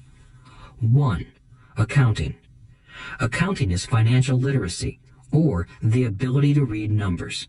This is a vital skill if you want to build businesses or investments. 2. Investing. Investing is the science of money making money. 3. Understanding markets. Understanding markets is the science of supply and demand. Alexander Graham Bell gave the market what it wanted. So did Bill Gates. A $75,000 house offered for $60,000 that cost $20,000 was also the result of seizing an opportunity created by the market. Somebody was buying, and someone was selling. 4. The law. The law is the awareness of accounting, corporate, state, and federal regulations. I recommend playing by the rules. It is this basic foundation, or the combination of these skills, that is needed to be successful in the pursuit of wealth, whether it be through the buying of small homes, apartment buildings, companies, stocks, bonds, precious metals, baseball cards, or the like. A few years later, the real estate market rebounded and everyone else was getting in. The stock market was booming and everyone was getting in. The U.S. economy was getting back on its feet. I began selling and was now traveling to Peru, Norway, Malaysia, and the Philippines. The investment landscape had changed. We were no longer buying real estate. Now I just watch the values climb inside the asset column and will probably begin selling. I suspect that some of those 6 little house deals will sell and the $40,000 note will be converted to cash. I need to call my accountant to be prepared for cash and seek ways to shelter it. The point I would like to make is that investments come and go. The market goes up and comes down. Economies improve and crash. The world is always handing you opportunities of a lifetime, every day of your life, but all too often we fail to see them. But they are there. And the more the world changes and the more technology changes, the more opportunities there will be to allow you and your family to be financially secure for generations to come. So why bother developing your financial intelligence? Again, only you can answer that. I know why I continue to learn and develop. I do it because I know there are changes coming. I'd rather welcome change than cling to the past. I know there will be market booms and market crashes. I want to continually develop my financial intelligence because at each market change, some people will be on their knees begging for their jobs. Others, meanwhile, will take the lemons that life hands them, and we are all handed lemons occasionally, and turn them into millions. That's financial intelligence. I am often asked about the lemons I have turned into millions. I hesitate using many more examples of personal investments because I am afraid it comes across as bragging or tooting my own horn. That is not my intention. I use the examples only as numerical and chronological illustrations of actual and simple cases. I use the examples because I want you to know that it is easy. And the more familiar you become with the 4 pillars of financial intelligence, the easier it becomes. Personally, I use 2 main vehicles to achieve financial growth: real estate and small cap stocks. I use real estate as my foundation. Day in and day out, my properties provide cash flow and occasional spurts of growth and value. The small cap stocks are used for fast growth. I do not recommend anything that I do. The examples are just that, examples. If the opportunity is too complex and I do not understand the investment, I don't do it. Simple math and common sense are all you need to do well financially. There are 5 reasons for using examples. 1. To inspire people to learn more. 2. To let people know it is easy if the foundation is strong. 3. To show that anyone can achieve great wealth. 4. To show that there are millions of ways to achieve your goals. 5. To show that it's not rocket science. In 1989, I used to jog through a lovely neighborhood in Portland, Oregon. It was a suburb that had little gingerbread houses. They were small and cute. I almost expected to see Little Red Riding Hood skipping down the sidewalk on her way to Granny's. There were for sale signs everywhere. The timber market was terrible. The stock market had just crashed, and the economy was depressed. On one street, I noticed a for sale sign that was up longer than most. It looked old. Jogging past it one day, I ran into the owner, who looked troubled. "What are you asking for your house?" I asked. The owner turned and smiled weakly. "Make me an offer," he said. "It's been for sale for over a year. Nobody even comes by anymore to look at it." "I'll look," I said, and I bought the house a half hour later for $20,000 less than his asking price. It was a cute little 2-bedroom home with gingerbread trim on all the windows. It was light blue with gray accents and had been built in 1930. Inside, there was a beautiful rock fireplace, as well as 2 tiny bedrooms. It was a perfect rental house. I gave the owner $5,000 down for a $45,000 house that was really worth $65,000, except that no one wanted to buy it. The owner moved out in a week, happy to be free, and my first tenant moved in, a local college professor. After the mortgage, expenses, and management fees were paid, I put a little less than $40 in my pocket at the end of each month. Hardly exciting. A year later, the depressed Oregon real estate market had begun to pick up. California investors, flush with money from their still booming real estate market, were moving north and buying up Oregon and Washington. I sold that little house for $95,000 to a young couple from California who thought it was a bargain. My capital gains of approximately $40,000 were placed into a 1031 tax-deferred exchange, and I went shopping for a place to put my money. In about a month, I found a 12-unit apartment house right next to the Intel plant in Beaverton, Oregon.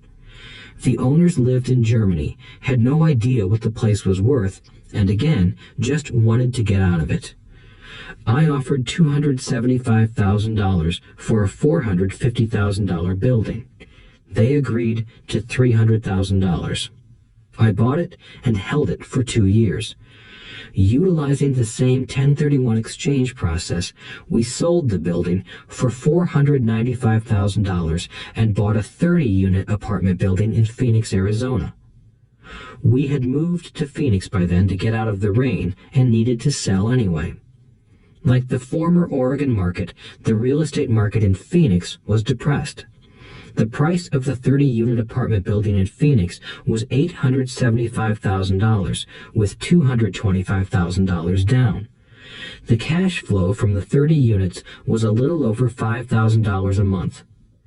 The Arizona market began moving up, and a few years later, a Colorado investor offered us $1.2 million for the property. The point of this example is how a small amount can grow into a large amount. Again, it is a matter of understanding financial statements, investment strategies, a sense of the market, and the laws. If people are not versed in these subjects, then obviously they must follow standard dogma, which is to play it safe, diversify, and only invest in secure investments.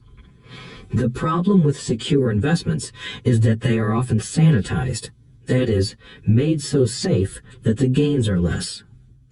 Most large brokerage houses will not touch speculative transactions in order to protect themselves and their clients, and that is a wise policy. The really hot deals are not offered to people who are novices. Often, the best deals that make the rich even richer are reserved for those who understand the game. It is technically illegal to offer speculative deals to someone who is considered not sophisticated, but of course, it happens. The more sophisticated I get, the more opportunities come my way.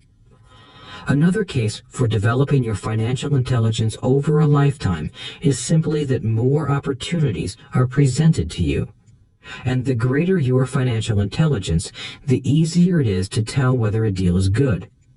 It's your intelligence that can spot a bad deal or make a bad deal good. The more I learn, and there is a lot to learn, the more money I make simply because I gain experience and wisdom as the years go on. I have friends who are playing it safe, working hard at their profession and failing to gain financial wisdom, which does take time to develop. My overall philosophy is to plant seeds inside my asset column. That is my formula. I start small and plant seeds. Some grow, some don't. Inside our real estate corporation, we have property worth several $1,000,000. It is our own right, or real estate investment trust.